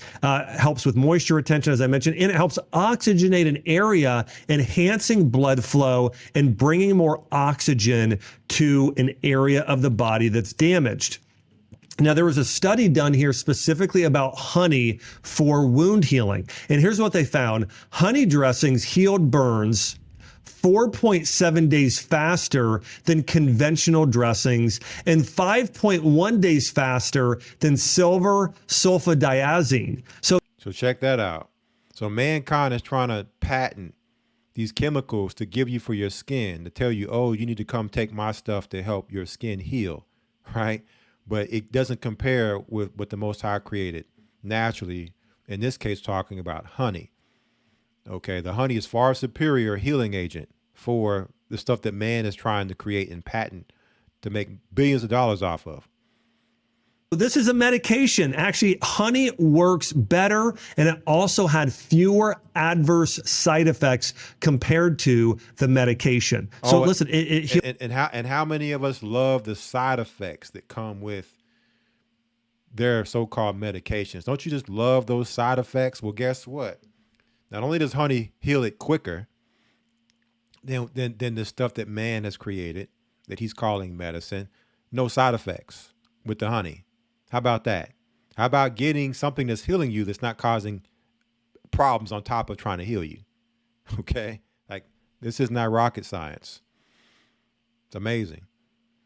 Healed it five days faster. Another study found that honey healed wounds 69% faster than antiseptic washes and gauze. Also, it was shown to help heal ulcers 41% faster. Also, honey was shown to be more effective than those who used Usol soaks for gangrene. So it was also more effective against that. Now, I do want to say this. If you have a wound or a serious burn, the fastest way to heal it is have honey on it and then also get in a hyperbaric chamber. That combination is hard to beat. Or if you've got a burn, honey mixed with aloe vera, mixed with lavender essential oil, that's a great combo for that specifically.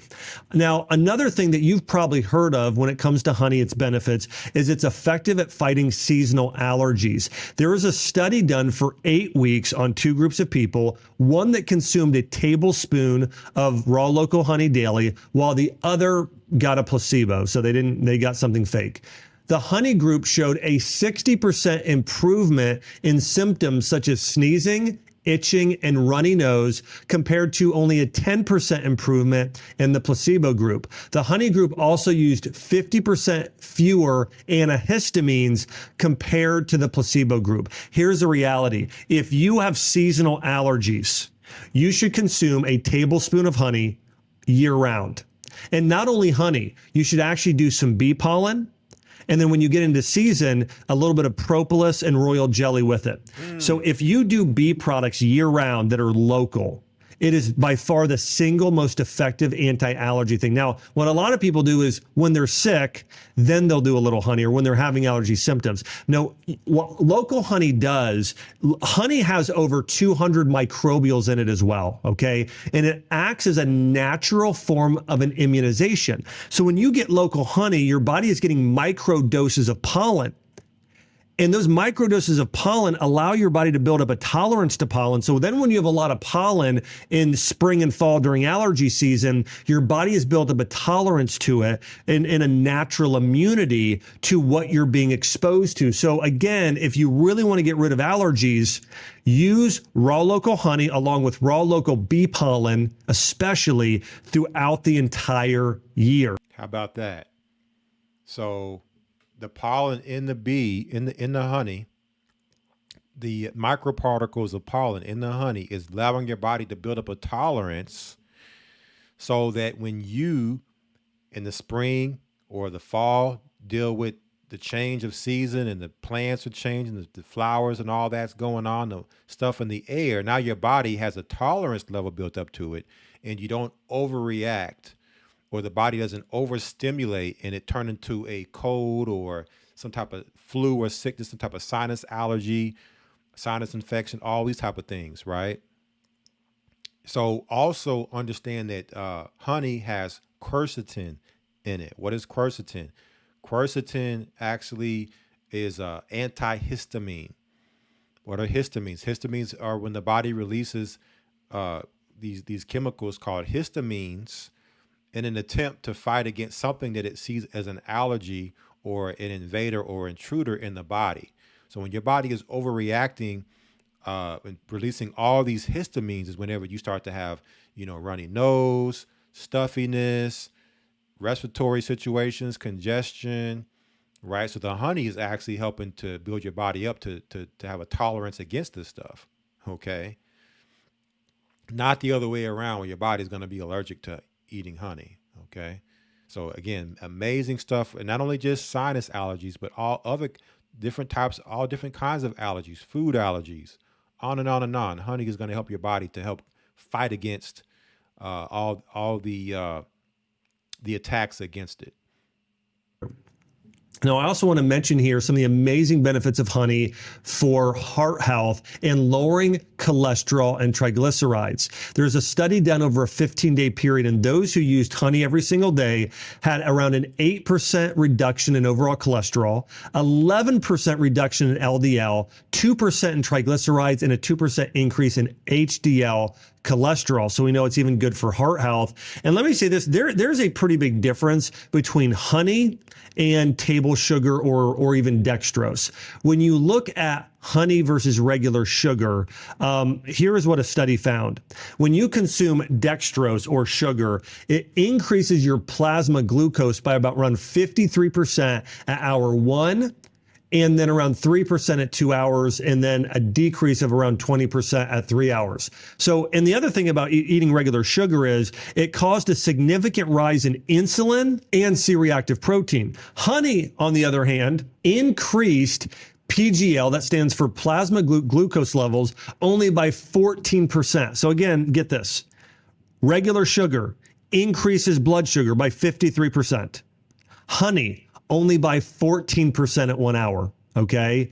And the rise in insulin and C-peptide was lower than dextrose by later in the day. So basically the moral of the story is this: honey has only a fraction, probably about on average, one fourth of the amount of impact on your blood sugar as regular sugar does early on. And the reason why this is the case is because processed sugar, we were never meant to consume processed sugar. Okay. When you look in the scriptures, you don't see sugar mentioned. You see honey. Okay. Sugar is processed through the sugar cane. It's extracted. It's processed. The minerals are stripped. All of what makes it what it is stripped from it, and it becomes something else. And our bodies were just never meant to consume that. So now when you consume this sugar and it's in this processed state, now the body is having problems, which is the reason why we had to get back to eating things in their most raw, unfiltered state for the sake of our health. Okay. Other than the meat, other than the animal flesh, you got to start consuming everything else in its most raw state after consuming it. So there are loads and loads and loads of benefits here of honey, and it's very, very different than consuming regular sugar. Also, as I mentioned, it has great benefits for inflammation. In fact, one study over 15 days found it reduced CRP levels by 75% and also lowered homocysteine levels. So again, honey has tremendous benefits, as I've covered, and you should use this as your natural form of sweetener. Honey is my number one natural sweetener that I use on a regular basis and that I recommend you use. So anytime Chelsea and I are doing recipes, let's say we're making, this week we made sourdough pancakes. We use some of our sourdough starter. We use some ancient einkorn, and I think some other flour we brought in, some coconut oil, some pasture-raised eggs, and then honey as the natural sweetener. We use honey in baking muffins. We use it in cakes. We use it if we're making our own dark chocolate bars at home. We use it constantly all the time. So if you can use honey in a recipe, you can go online and search for honey and sugar equivalent and use honey in a replacement in many recipes. Now, I want to talk about another compound that is found in honey, but also you can take as a separate supplement that has loads of benefits, and it's bee pollen.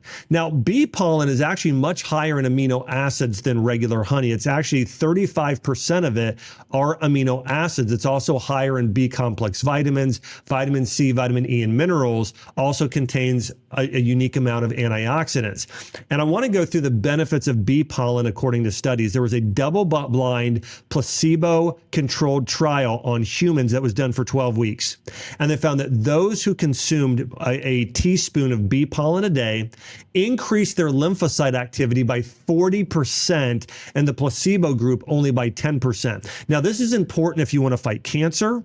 This is important if you want to eliminate food sensitivities. This is important for fighting autoimmune disease. It's just important for boosting your immune system. If you want to fight any type of viral infection better in the future and protect yourself, bee pollen helped you do it according to the studies. Also, it was shown to be very effective against seasonal allergies, a 40% reduction in symptoms compared to the placebo group at only 12%. And that was only after 6 weeks of using bee pollen. Another study found that bee pollen actually improves athletic performance. This was done on athletes for 8 weeks. They found there was a 20% improvement in endurance and 15% lower fatigue levels. So if you're feeling yourself, you're tired, you have low energy, this is good. Now, I want to share when I was a triathlete. So when I was in college, undergrad, I went to University of Kentucky. And when I was there, I was on the triathlon team. And I was starting to get into natural health. Well, at the time, there were these gel packs. They were called goo. And they had a lot of fake ingredients in them at the time. And maybe they're better now. I don't know. I haven't looked at them in years. But I didn't want to do the fake nutrients. So what I would do is I would take honey and mix in sea salt And I would just have honey and sea salt and use those as my gel packs when I was doing my races or just training. And so that's great. If you have a young high school athlete, or you yourself are a marathon runner or a CrossFit athlete or doing some form of endurance, and you ever do those gel packs, a much better replacement is doing raw local honey. Now, there's actually a brand that sort of embraced this I think it's called Stinger. And I think that brand is probably okay, probably a good brand to do, but probably doing raw local honey yourself from with your own sea salt, like Celtic salt or Himalayan salt, is probably an even upgraded version of what that is. Now, sometimes it's good also to have some amino acids in there as well mixed in, but you could easily make your own recovery gel or bar using something like honey. Now, also with bee pollen, I want to mention this. Bee pollen has been shown to reduce liver enzymes. I mean, it even improves liver function. So if somebody has a fatty liver, which happens if somebody becomes insulin resistant and consumes too much sugar, honey actually protects against that. So I think for most of you, if you can just get rid of almost all added sugar in your house, replace it with honey, you are going to be much, much healthier for it. How about that? It even helps liver protection, all right, and helps with the liver. And that's understandable with the glutathione producing properties that honey inhibits or exhibits. So glutathione being an antioxidant that the liver produces, right? So now honey helping that glutathione be produced to eliminate free radicals, which is going to help protect the liver, heal the liver. You see what I'm saying? So honey is doing so many different things in the body, probably so many things that we don't even realize what it's doing. All we know is the Bible says what it says about honey. We're going to get scriptures here at the end of all this to put a bow on honey and its amazing properties and benefits. But let's finish out. We got about 5 more minutes here with this video and then on to our case study.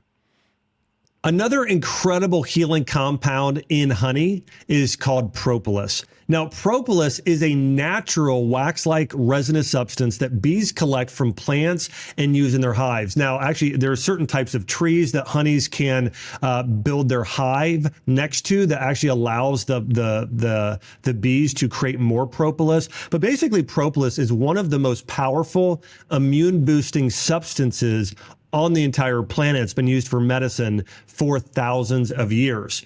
There was a double-blind study done on propolis's ability to balance out and strengthen the immune system. And in a study over 8 weeks, it was found that those who consumed propolis daily increased their NK cell activity by 45% versus the placebo at only 10%. Now, NK cells are known as natural killer cells, and they're the most important cells in your body for killing cancer.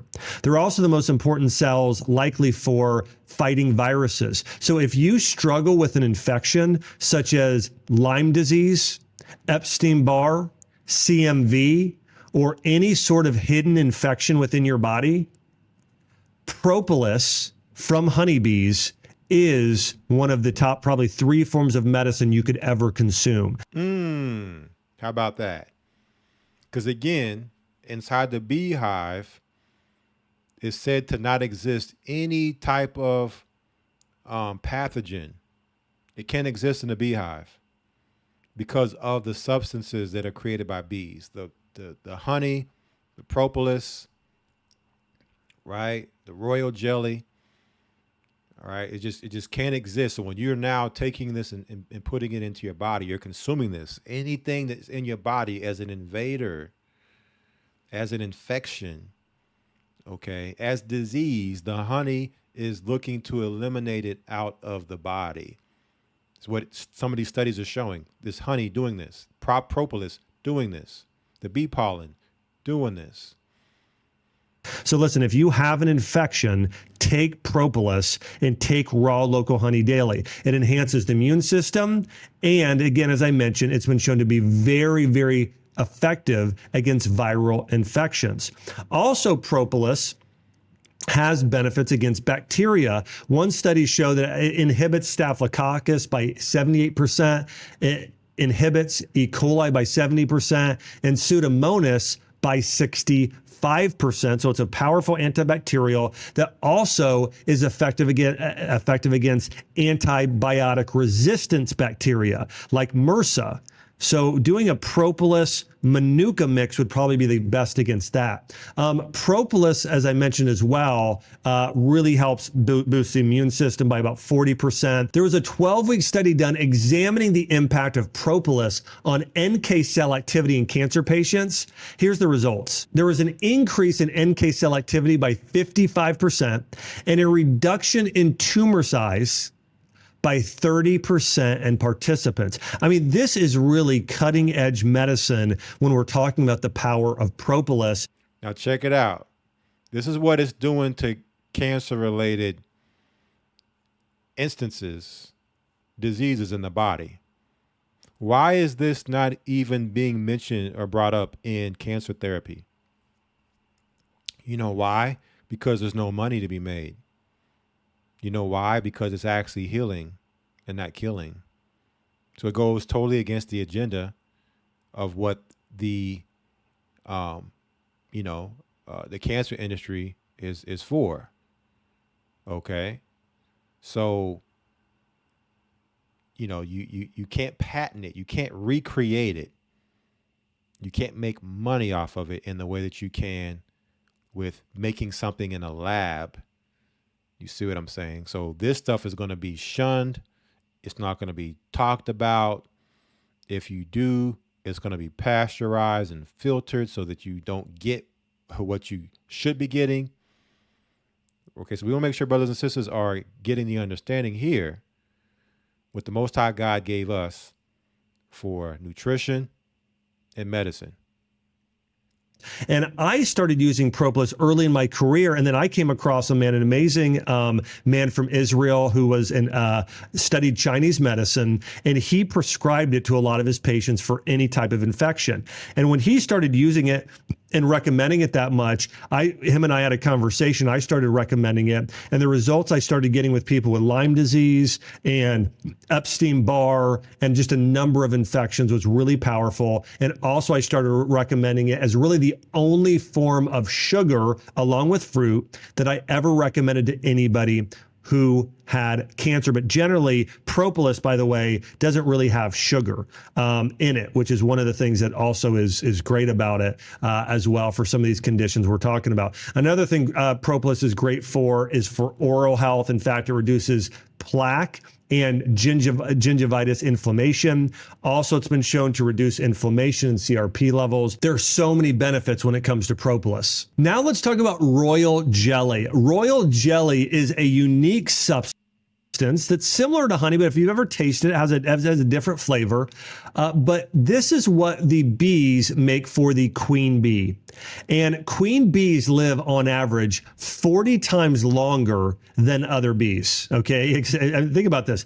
Increasing your lifespan by 40 times. That's amazing. And so royal jelly has been used as a longevity superfood as well for thousands of years. So if you want to add years to your life, it's one of those amazing compounds such as astragalus and reishi mushroom and certain types of berries that we believe can extend your lifespan. And I'll go into that research here in a minute. So check it out. Royal jelly, which is what they feed the queen bee, is said to extend the queen bee's life by 40 times. So the regular bees don't get the royal jelly. The larvae, when they're, they get the royal jelly, kind of like when a cow gets the mother's milk or the, I forget what the colostrum. The mother's milk is the first milk that is produced by the mom cow for the calf when it's born. Okay. And said to be super, super nutritious. But then after that, it doesn't produce it.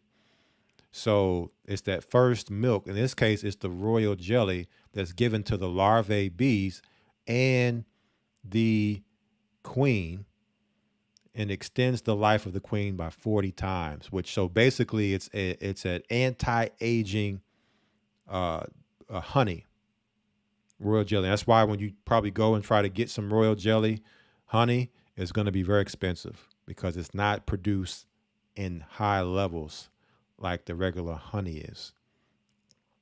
All right. So you all will get this video. There's more here with the doctor, but we must proceed on to our next and last piece here before we close out with some scriptures. All right. So we have a PubMed from the NIH, National Library of Medicine, government case study research done on honey and health, a review of recent clinical research. So the government, again, the government understands, right, what is for our healing, but they're not going to talk to you about this stuff, right? You're not going to get some prescription honey. Okay, they got other stuff to give you, but don't think that they haven't done these studies and they don't know the truth about the power of the healing of a lot of these foods, these herbs. So it says here, honey is one of the most appreciated and valued natural products introduced to humankind since ancient times. Honey is used not only as nutritional product, but also in health, described in traditional medicine, and as an alternative treatment for clinical conditions ranging from wound healing to cancer treatment. The aim of this review is to emphasize the ability of honey and its multitude in medicinal aspects. So what are some of the things honey can be used to treat? Eye disease, bronchial asthma, throat infections, tuberculosis, thirst, hiccups, fatigue, dizziness, hepatitis, constipation, worm infestation, piles, eczema, healing of ulcers and wounds, and used as a nutritious supplement. Okay, so that's just some of the stuff. So we have the ingredients of honey reported to exert antioxidant, antimicrobial, anti-inflammatory, anti-proliferative, anti-cancer, and metastatic effects. Also, evidence suggests honey in the controlled treatment of wounds, diabetes mellitus, cancer, asthma, also cardiovascular, neurological, gastrointestinal diseases. It also has potential for therapeutic role in the treatment of disease by phytochemical, anti-inflammatory, antimicrobial, and antioxidant properties. So what gives honey this ability to be so powerful? Flavonoids and polyphenols act as antioxidants, are two main bioactive molecules present in honey. Okay. So, according to modern scientific literature, honey may be useful and has protective effects for the treatment of various disease conditions such as diabetes mellitus, respiratory, gastrointestinal, cardiovascular, and nervous systems. Even it is useful in cancer treatment because many types of antioxidant are present in honey. Why is the cancer industry not telling us about honey's ability to heal cancer? Why? Well, we've already talked about why. In conclusion, honey should be considered as a natural therapeutic agent for various medicinal purposes. Sufficient evidence exists recommending the use of honey in the management of disease conditions. Based on these facts, the use of honey in clinical wards is highly recommended. It's highly recommended, but it's not being used.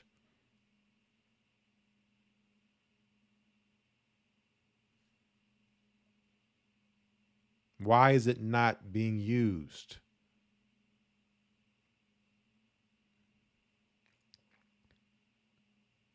It's a question we should be asking ourselves. And I believe a lot of us, we know the answer. It says here, honey,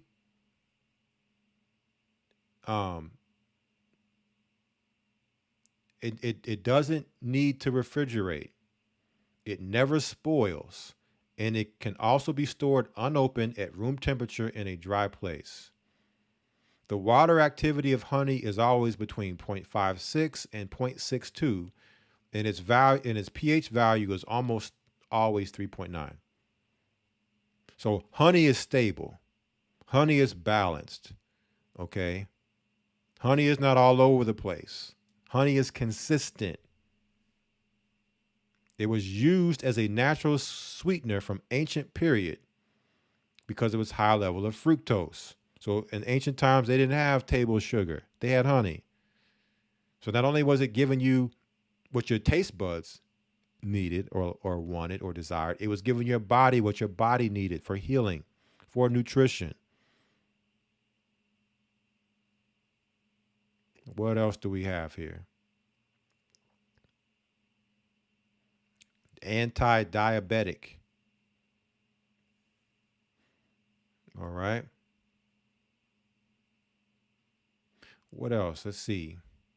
Some of this stuff is repetitive. So, medicinal history of honey. Evidence from Stone Age paintings shows treatment of disease with bee products such as honey originated from 8,000 years ago. Now, of course, we know there wasn't no 8,000 years ago. Okay, we're looking at about 6,000 years ago.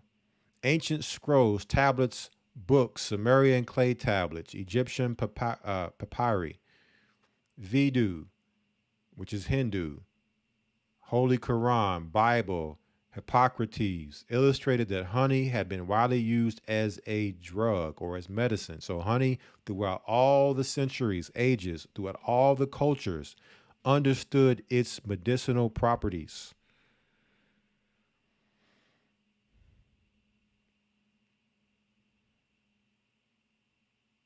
What else do we have here?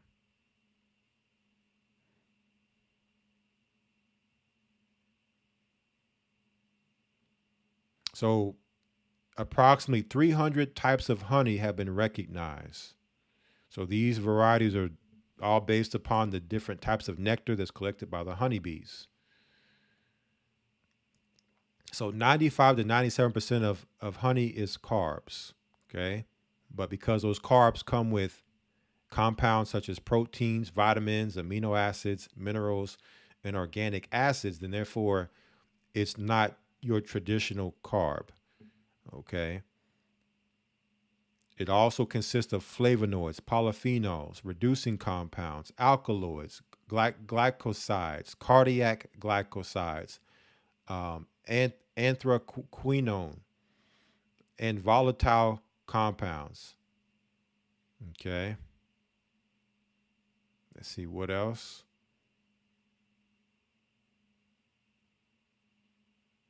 It has all 9 essential amino acids and all non-essential amino acids except for asparagine and glutamine. So it pretty much has almost every amino acid except for 2, and it has all the essential ones, which are the most important ones because your body can't make essential amino acids. So it's pretty much the perfect food.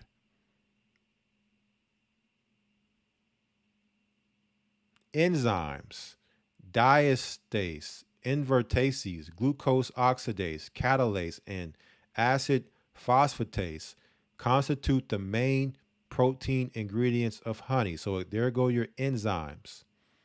See, when you pasteurize it, you destroy all this, what we're reading here, this formula the Most High created that man can't even understand. Okay, man can't replicate this. It's done naturally in nature by what the Most High created. All of the water-soluble vitamins exist in honey, with vitamin C being the most frequent. So you got all your vitamins in honey. Okay. Approximately 31 variable minerals have been found in honey, including all of the major minerals such as phosphorus, sodium, calcium, potassium, sulfur, magnesium, and chlorine. Many essential trace components are detected in honey. Okay.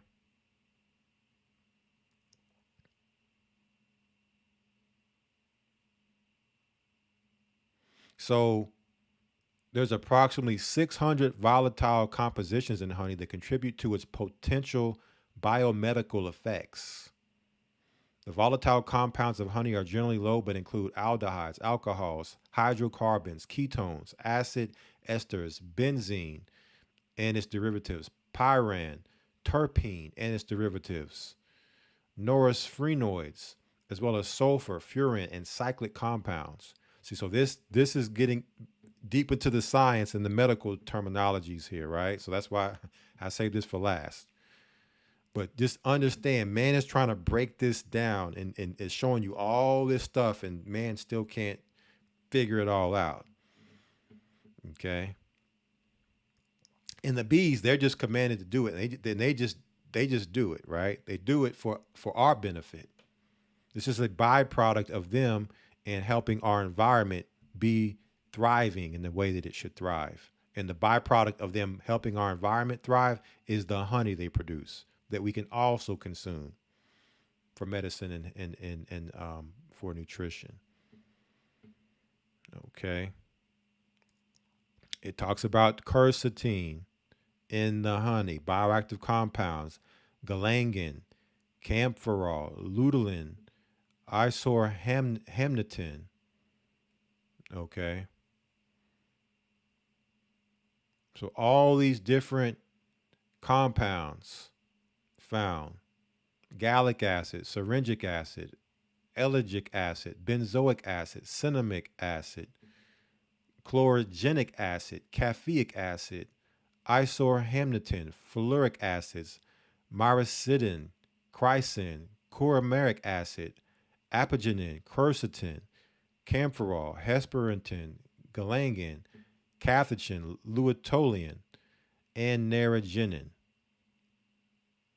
Okay, so this is why honey is so powerful and has all these stories, these amazing stories of what it's doing for people's well-being. And now we understand why the Most High said that if our land, if the land you want it flowing with this. Because if it's flowing with this, you're going to prosper, right? You're going to prosper beyond your comprehension. Okay, so there's more there on just some of the breakdown of these acids. Okay, the quercetin,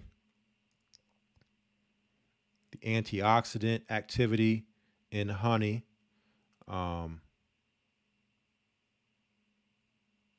It says oxidant agents such as oxygen involved in preventing damage play as an antioxidant which is detected in foods and human body.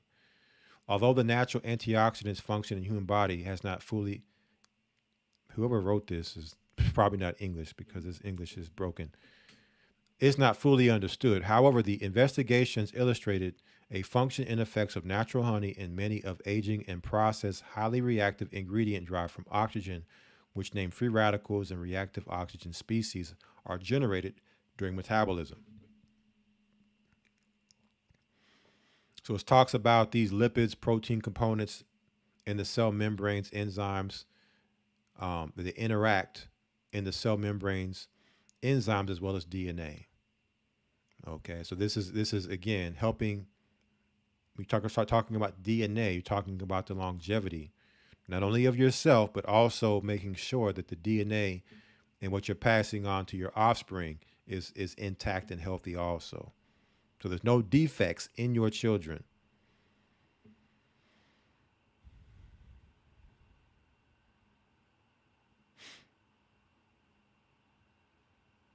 All right, what else do we have here? So much in this, and you all will get this too. I'm just trying to skim through this. You all can read this on your own time. But the more you research and get deep into honey, it gets crazy. Antimicrobial activity. The main factors for antimicrobial activity of honey are the enzymatic glucose oxidation reaction and some of its physical aspects. But other factors that can show antimicrobial activity of honey include high osmotic pressure, right? You got hydrogen peroxide, okay, that honey produces to help inhibit the growth of yeast and bacteria. What else do we have here?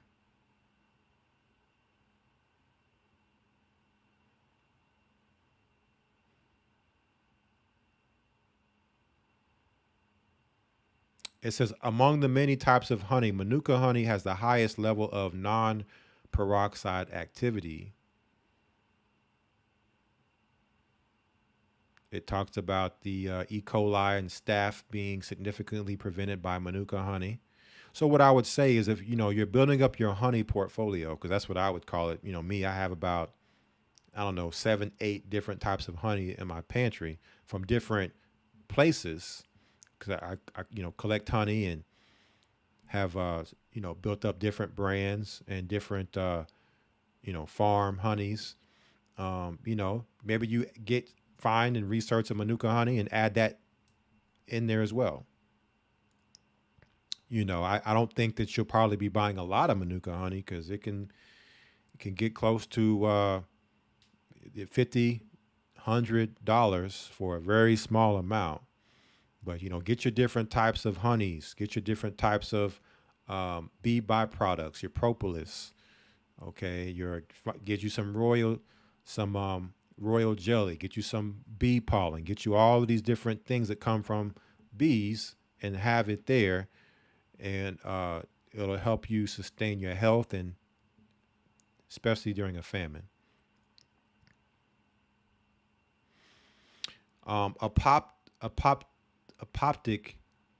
Apoptotic activity. Basically, that's talking about cancer. So its ability to destroy cancer cells. Okay, so you're talking about the prevention and fighting against cancer. Okay. The apoptotic properties of honey make it a possible natural substance as anti-cancer agent, as many chemotherapeutics currently used are apoptosis inducer agents. But they'll never give you honey in a cancer treatment center. Not the ones I'm familiar with. Somebody has had an experience where they're giving you honey, let me know, because that will be a first. Anti-inflammatory and immunomodulator activity. So what is immunomodulator? That means it is adaptogenic. It's going to help to modulate your immune system to keep you adapted to your environment, so that it's going to prevent you from getting sick, build you up so that you are less likely to get sick and adapt to stress. So it talks about chronic inflammation, inhibit healing by damaging tissues. According to the present literature, honey reduces inflammatory response in animal models. So that's what we want. We want to reduce the inflammatory response. We want to reduce the cytokines. We don't want to be dealing with cytokine storms, okay, where your body just goes crazy and has a reaction that causes you now to be in a bad place trying to recover from it. Okay. Honey increases T and B lymphocytes, antibodies, eosinophils, neutrophils, monocytes, and natural killer cells generation during primary and secondary immune response in tissue culture. Okay.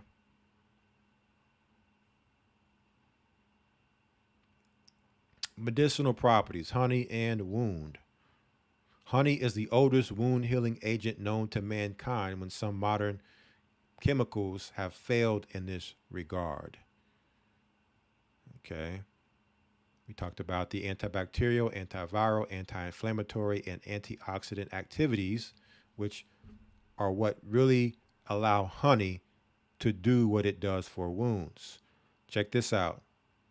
Honey induces leukocytes to release cytokines, which is what begins the tissue repair cascades. Okay. So again, those cytokines are the inflammatory markers. So you're trying to limit your body's releasing and production of the cytokines. Okay. Too much inflammation. Like you need a little bit, but sometimes the body overreacts. The honey's going to help this overreaction to keep you stable. Because remember, honey is consistent. Honey is stable. It's not all over the place. So it's going to keep your body stable. So furthermore, it actives immune response to infection. Okay. Again, this English is broken, probably done by, somebody, foreign country that doesn't speak good English. The translation is not very good. So honey triggers the stimulation of other properties of the immune response by honey. So it triggers a healthy immune response, not a underreaction, not a overreaction, but a stable reaction. It induces the generation of antibodies.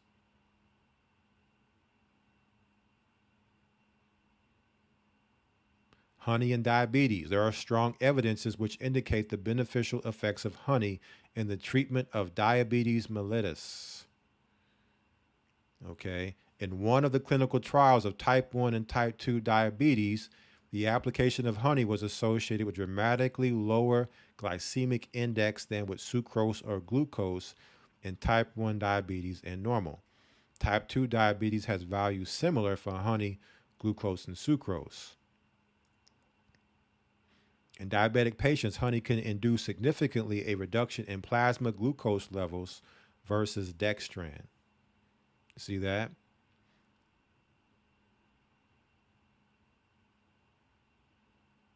Honey and cancer. Current studies show that honey may exert anti-cancer effects through several mechanisms. Investigations have indicated that honey has anti-cancer property through its interference with multiple cell signaling pathways, including inducing apoptosis, anti-mutagenic, anti-proliferative, and anti-inflammatory pathways. Honey modifies the immune response. Okay, immunomodulating, meaning it gets your immune system modulated, modified to what it needs to be.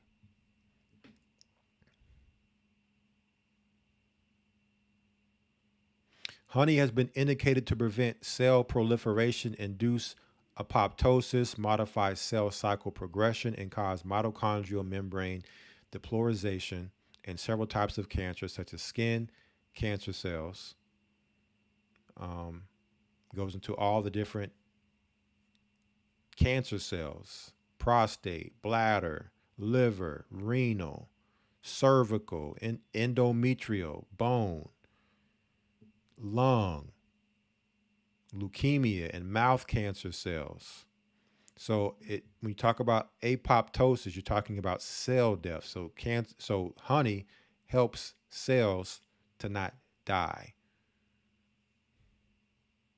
In addition, honey could be able to inhibit several forms of tumor in animal modeling, including breast cancer, carcinoma, melanoma, colon carcinoma, hepatic cancer, and bladder cancer. Honey and asthma. Honey is currently used in folk medicine to treat inflammation, cough, and fever.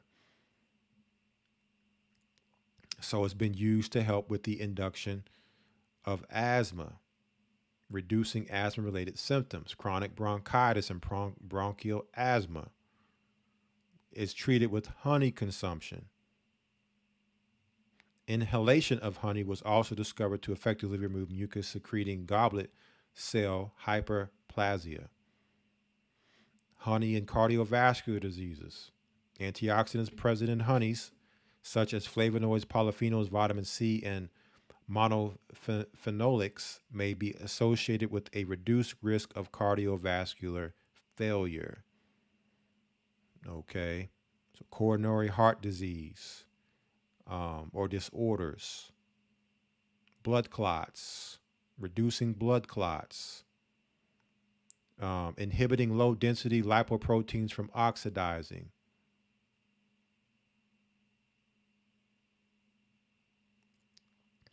All right. Honey and neurological diseases. There is important scientific literature for the illustration of nutraceutical agents as novel neuroprotective therapies, and honey is one such promising nutraceutical antioxidant. Okay, it's looked at as an antidepressant. Okay, it's said to be good for the central nervous system. Neuroinflammation, significantly countering honey, countering neuroinflammation. In the hippocampus, a brain structure that is involved in memory. So you're talking about memory disorders.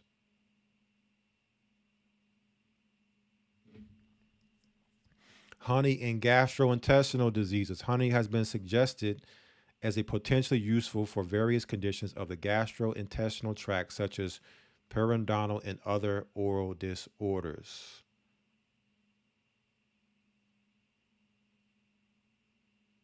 All right. So in conclusion, sufficient evidence exists recommending the use of honey in the management of disease conditions. So pretty much honey is good for everything. Right?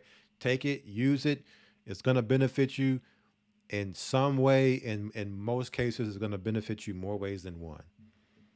Right? Have enough to where if you need to use it externally, you can use it externally. And it has an infinite shelf life. So you have to worry about it going bad. It's not going anywhere until you use it. So now, concluding in this, we want to deal with the scriptures, and then I'm going to speak on some things also when it comes to honey consumption, how to use honey. I know there are some kefir questions with honey. We're going to get to that too. So let's go to the book of Proverbs, chapter 24, to conclude the rest of the scriptures in the Bible when it talks about honey. And primarily, we're talking about land flowing with milk and honey, both, right? Tying in from our previous discussion when we were talking about the kefir superfood, which comes from kefir grains, okay, and milk, that everyone should be consuming. So now we're at Proverbs 24 and 13. What does Proverbs 24 and 13 tell us? My son, eat thou honey. Eat thou honey. So the Most High commands us to eat honey. Why is the Most High commanding us to eat honey? Because it is good. Okay, honey is good. What else? And the honeycomb, which is sweet to thy taste. So not only the honey, but the honeycomb. So with the honeycomb, you're talking about the propolis.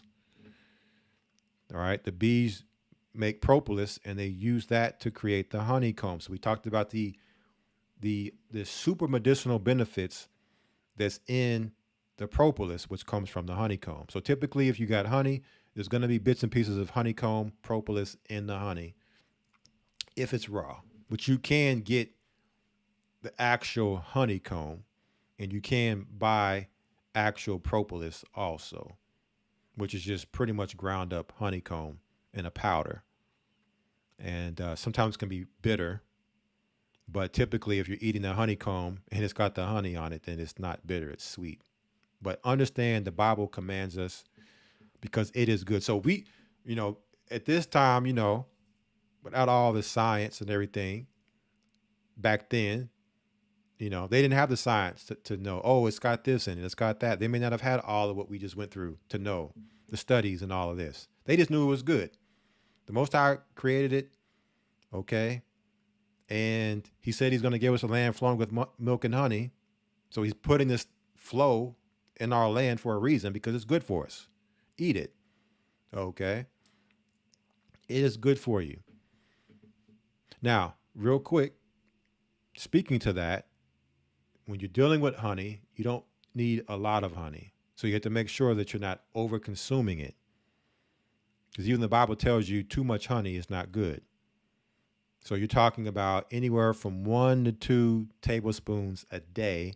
And really, you may only need to do it every other day, a tablespoon of honey every other day.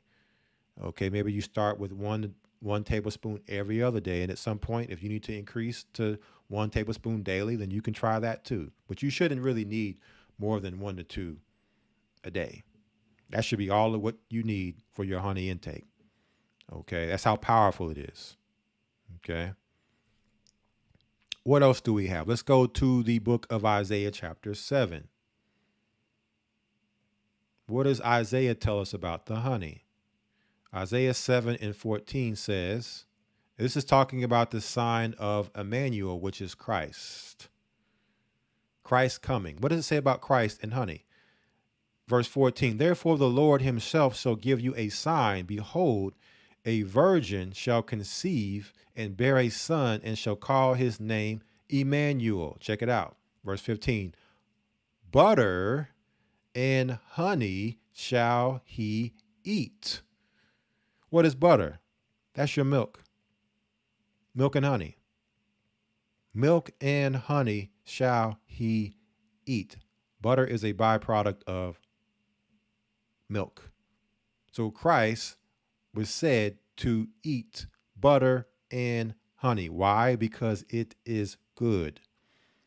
That he may know to refuse the evil and choose the what? The good. So this is also symbolic that he would eat the good because he would refuse the evil and choose the good. Okay, so the evil is what they're trying to give us that they've created in a lab. And we must refuse that and choose the good which the Most High created for us to eat. You want to start to see our temples change, our health change in our community? We need to get back to what our ancestors were doing, what they were eating, what their diet was. Tapping into that. I call it the Mediterranean diet. Okay.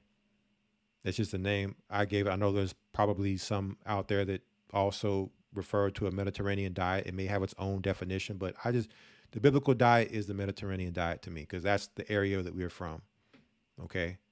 We now are on the Babylonian diet. And look at our state of health on the Babylonian diet.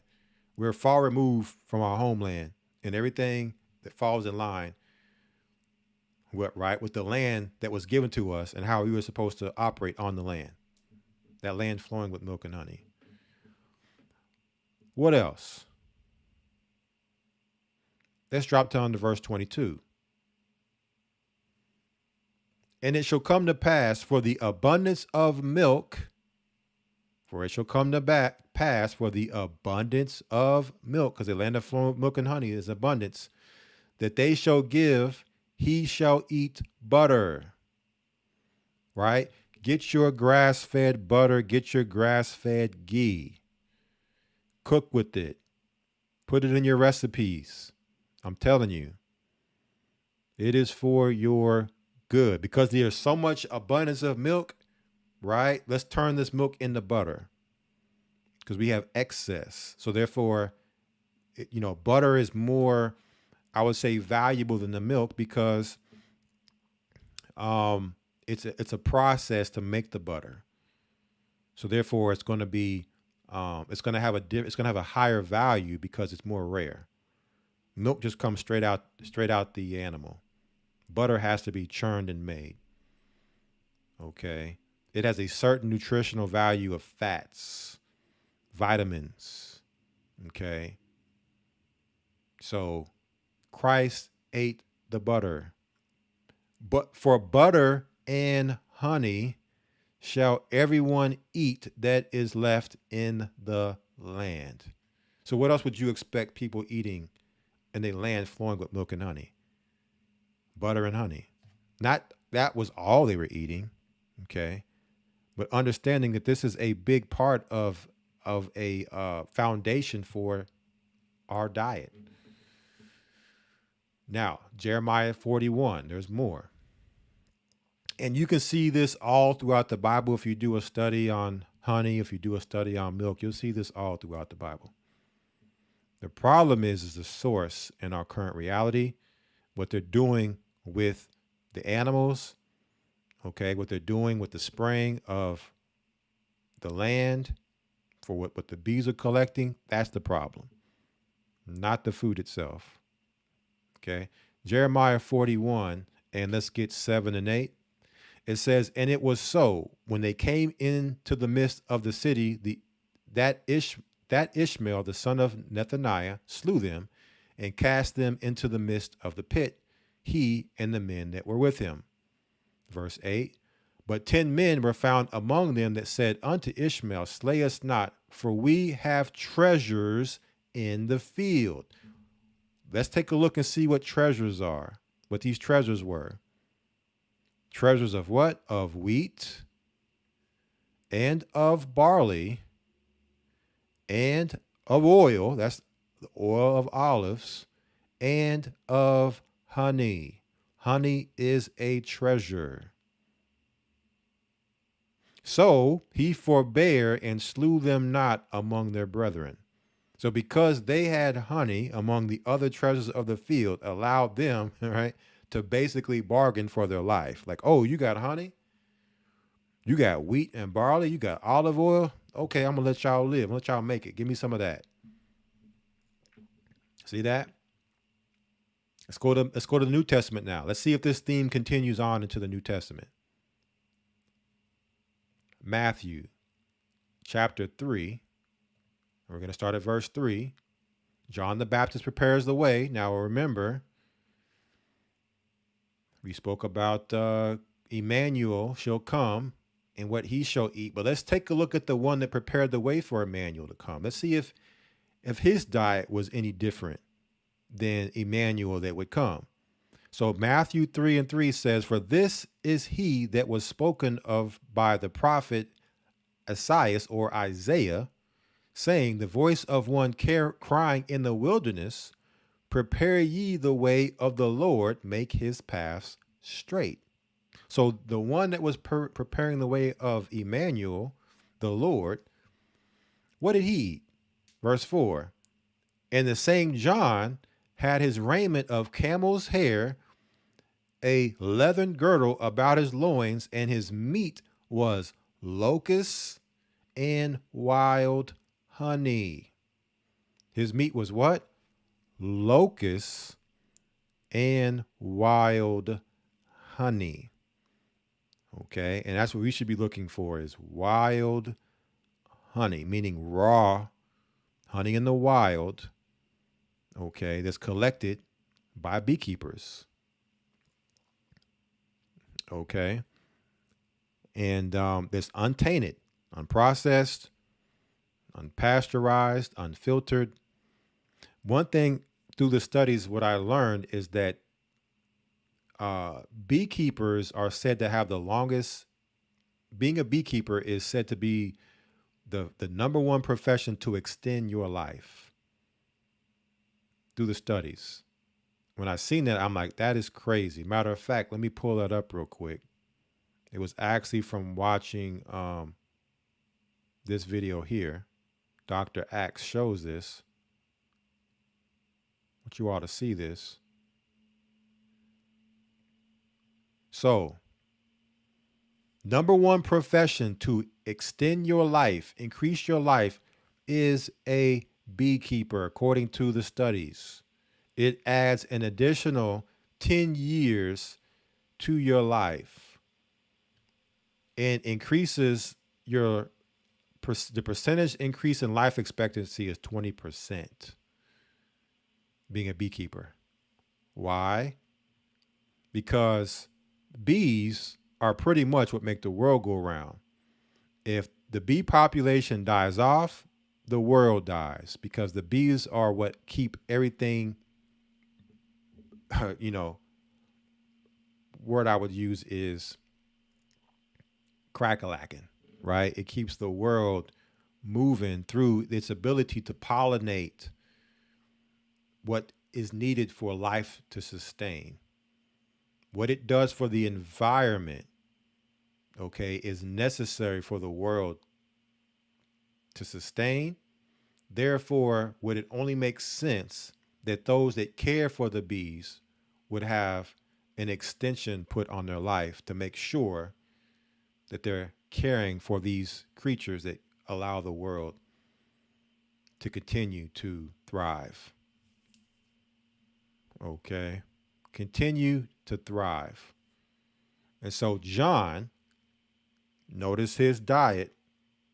It just said in Isaiah that it didn't only say Isaiah that there would be one that would prepare the way for the Lord, Emmanuel, that the Lord Emmanuel would eat butter and honey, but also the one that prepared the way for Emmanuel was eating locusts and honey and wild honey. All right. And so he probably was eating more locusts, a lot more locusts than honey, because it doesn't take a lot of honey. But he had that wild honey there with him. Now let's take a look here at this wild honey here in the Strongs. What do we have for honey? It just says honey in Greek 3192. Let's go to the Thayer. It just says honey as well. So there's not really much expounding in the Strongs on the honey there. But the word wild, G.O.C.C, pertaining to the country, literally natural or figuratively fierce, wild, raging. So natural honey. Honey from the countryside. Honey in the country. Wild. There. It says living or growing in the fields or woods. Of animals, wild, savage. Of countries, wild, uncultivated, unreclaimed, right? Untainted, untouched by man. It says of men and animals in a moral sense. Wild, savage, fierce, boorish, rude. Of any violent passion, vehement, furious. So that really, the second definition doesn't really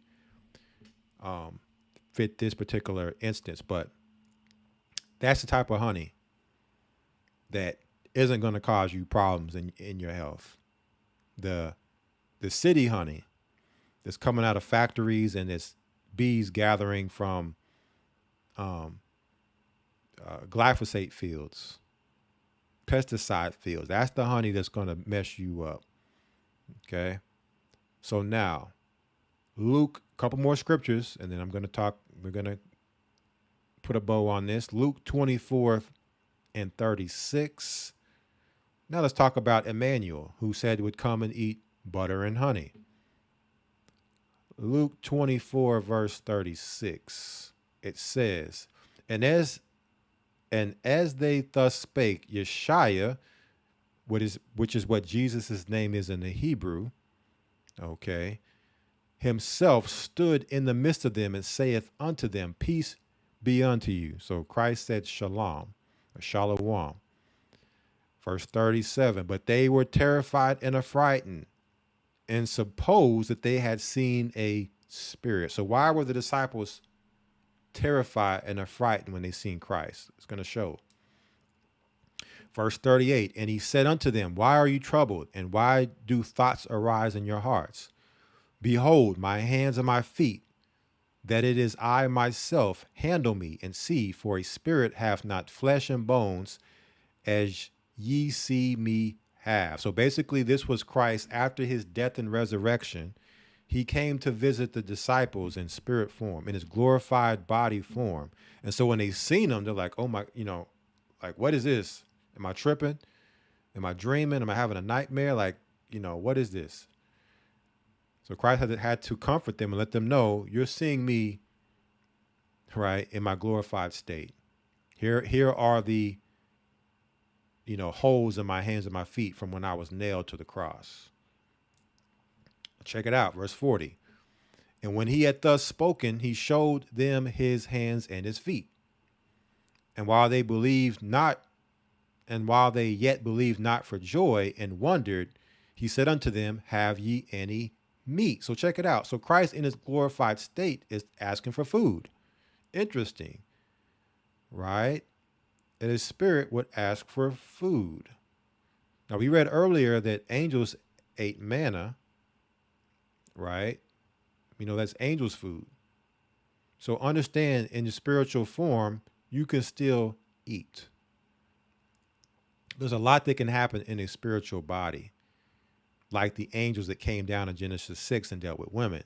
But that's a topic for another day. What did Christ get as meat from the disciples? Verse 42. And they gave him a piece of a broiled fish and of an honeycomb. and of an honeycomb. So Christ in his glorified state as a spirit was given honeycomb, G3193, relating to honey, that is bee comb, honeycomb. In the Thayer of bees, made by bees. Okay, so Christ is eating the honeycomb in a glorified state. A food for a king. What king? Our king. And if he ate the honey and the honeycomb, I'm going to eat the honey and the honeycomb. Verse 43, and he took it and did eat before them. Now, one last precept. We went to the Old Testament, the New Testament, and we're going to finish it off in the Apocrypha in the book of Sirach. Let's go to the book of Sirach, chapter 39.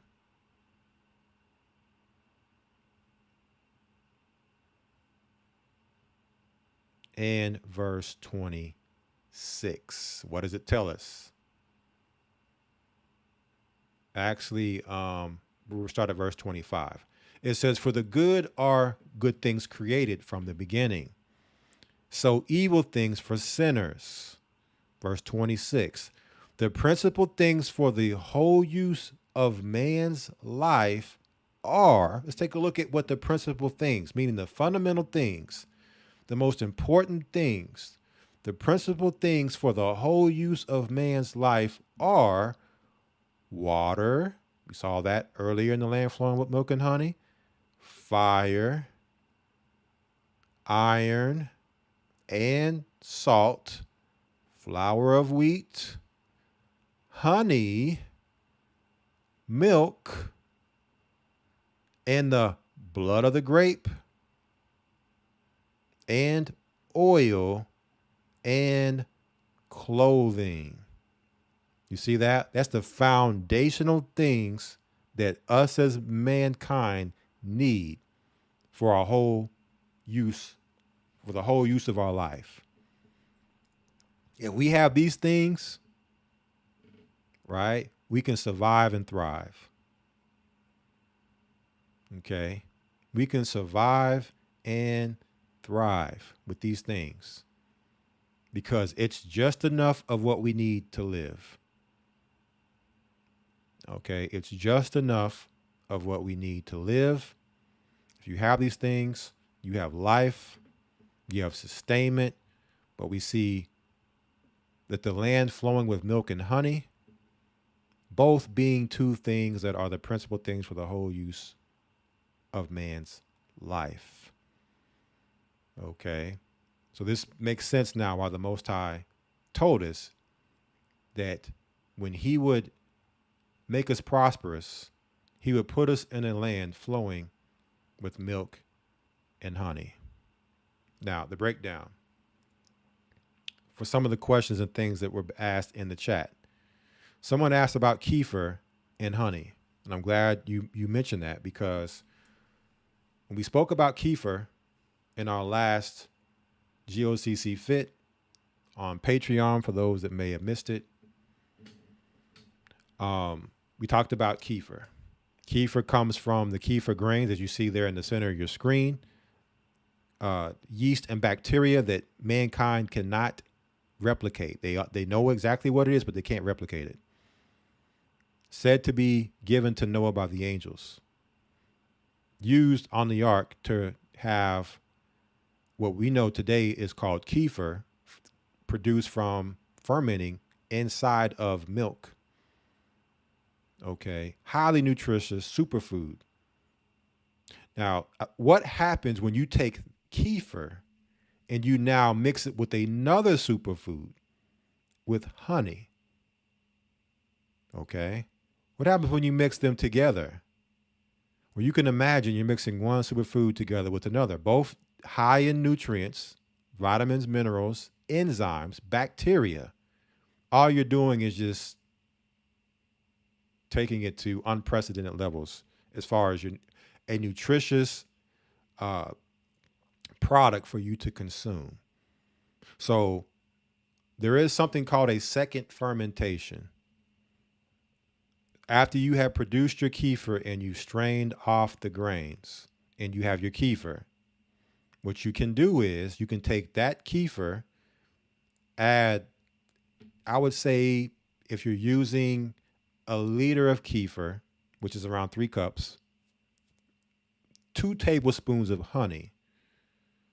You're now adding more nutrients. You're adding more vitamins.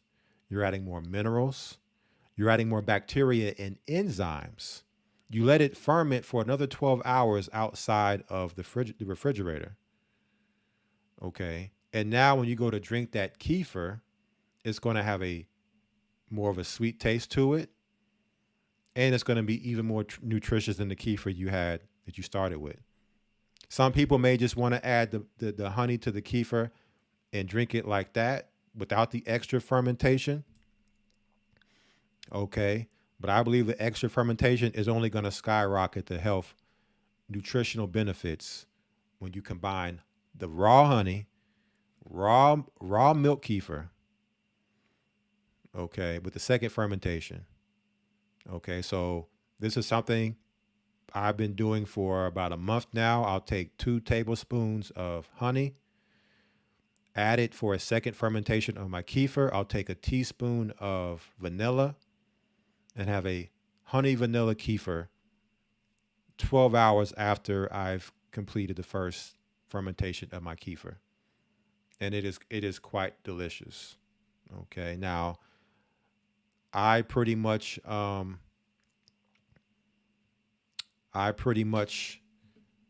just drink the kefir without the fermentation because I can just drink it regular. But if you add that honey in there, hey, you're doing some supernatural stuff on a health level to make sure you're getting your honey and your milk, your dairy, your raw honey, your raw milk in, and you drink that, man. So this is how we start to regain our health and our bodies back that have been hijacked by this Babylonian system and Satan. All right, that has demonized cows, demonized the dairy, demonized the honey, the bees. Right, it's an attack on all of us. But this is what the Most High gave us. We went through the scriptures in the Bible to show and prove. This is what our ancestors did. It's what Christ did. So there's no shadow of a doubt. We then went through the scientific research. We listened to a doctor break it down. Okay, so now if a person chooses not to consume or partake in this, that's their choice. But I would say that you're greatly doing a disservice to your health by not doing this. And when it comes time to surviving, this type of food, as we see, is very sustaining. It's very long lasting. I mean, you can take a glass of kefir, put some honey in it, whether you second fermentation or you do it after the first, and drink that, and that could last you the whole day where you don't have to eat. That's why Sirach says that it is for the whole use of man. We have that. You don't have to eat really anything else. It's said to have sustained Noah, just the kefir alone, 40 days and 40 nights. Okay. And so now what you're doing, if you're just fasting on kefir and just drinking that, it's restoring your gut, your intestinal system, your organs, your blood. It's changing your whole body. And this is stuff that you can just get locally. We shared this article here. I'll show you all this website as we start to conclude. Realmilk.com. Realmilk.com. Pasture fed, unprocessed, full fat, nature's perfect food. A campaign for real milk. A campaign for real milk. A project of the Weston A. Price foundation. Okay, so you can do a search, put your zip code in. It'll find the farms in your area. Those farms are going to have raw milk. They're going to have raw honey. They're going to have raw eggs. They might have goat milk. They're going to have yogurt. They're going to have cheese. They're going to have kefir. They're going to have the grains. Sourdough bread. Sourdough starter. Okay. They're going to have the grass-fed meat. The half and half. The full cream. Ice cream. I mean, on and on and on. They're going to have. And not all farms are the same, so you may not find this at every single farm, but you're going to find a lot of those things we've mentioned at your local farm. Some farms do drops where they'll deliver closer to your area, so just check with your farm to see what options they have as far as pickup or delivery. Okay, so we all have the power and ability to take advantage of what we're learning here.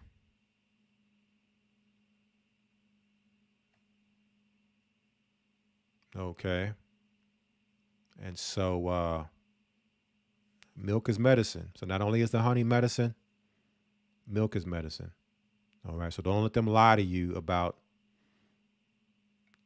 this. All right. Because now they got to contend with the scriptures. Right. And we see the scriptures are clear on this. So now that concludes our G.O.C.C. Fit live stream for this week. I pray that it was edifying to you, brothers and sisters, as we continue to dive deep in on the foods we should be focusing in on. Okay.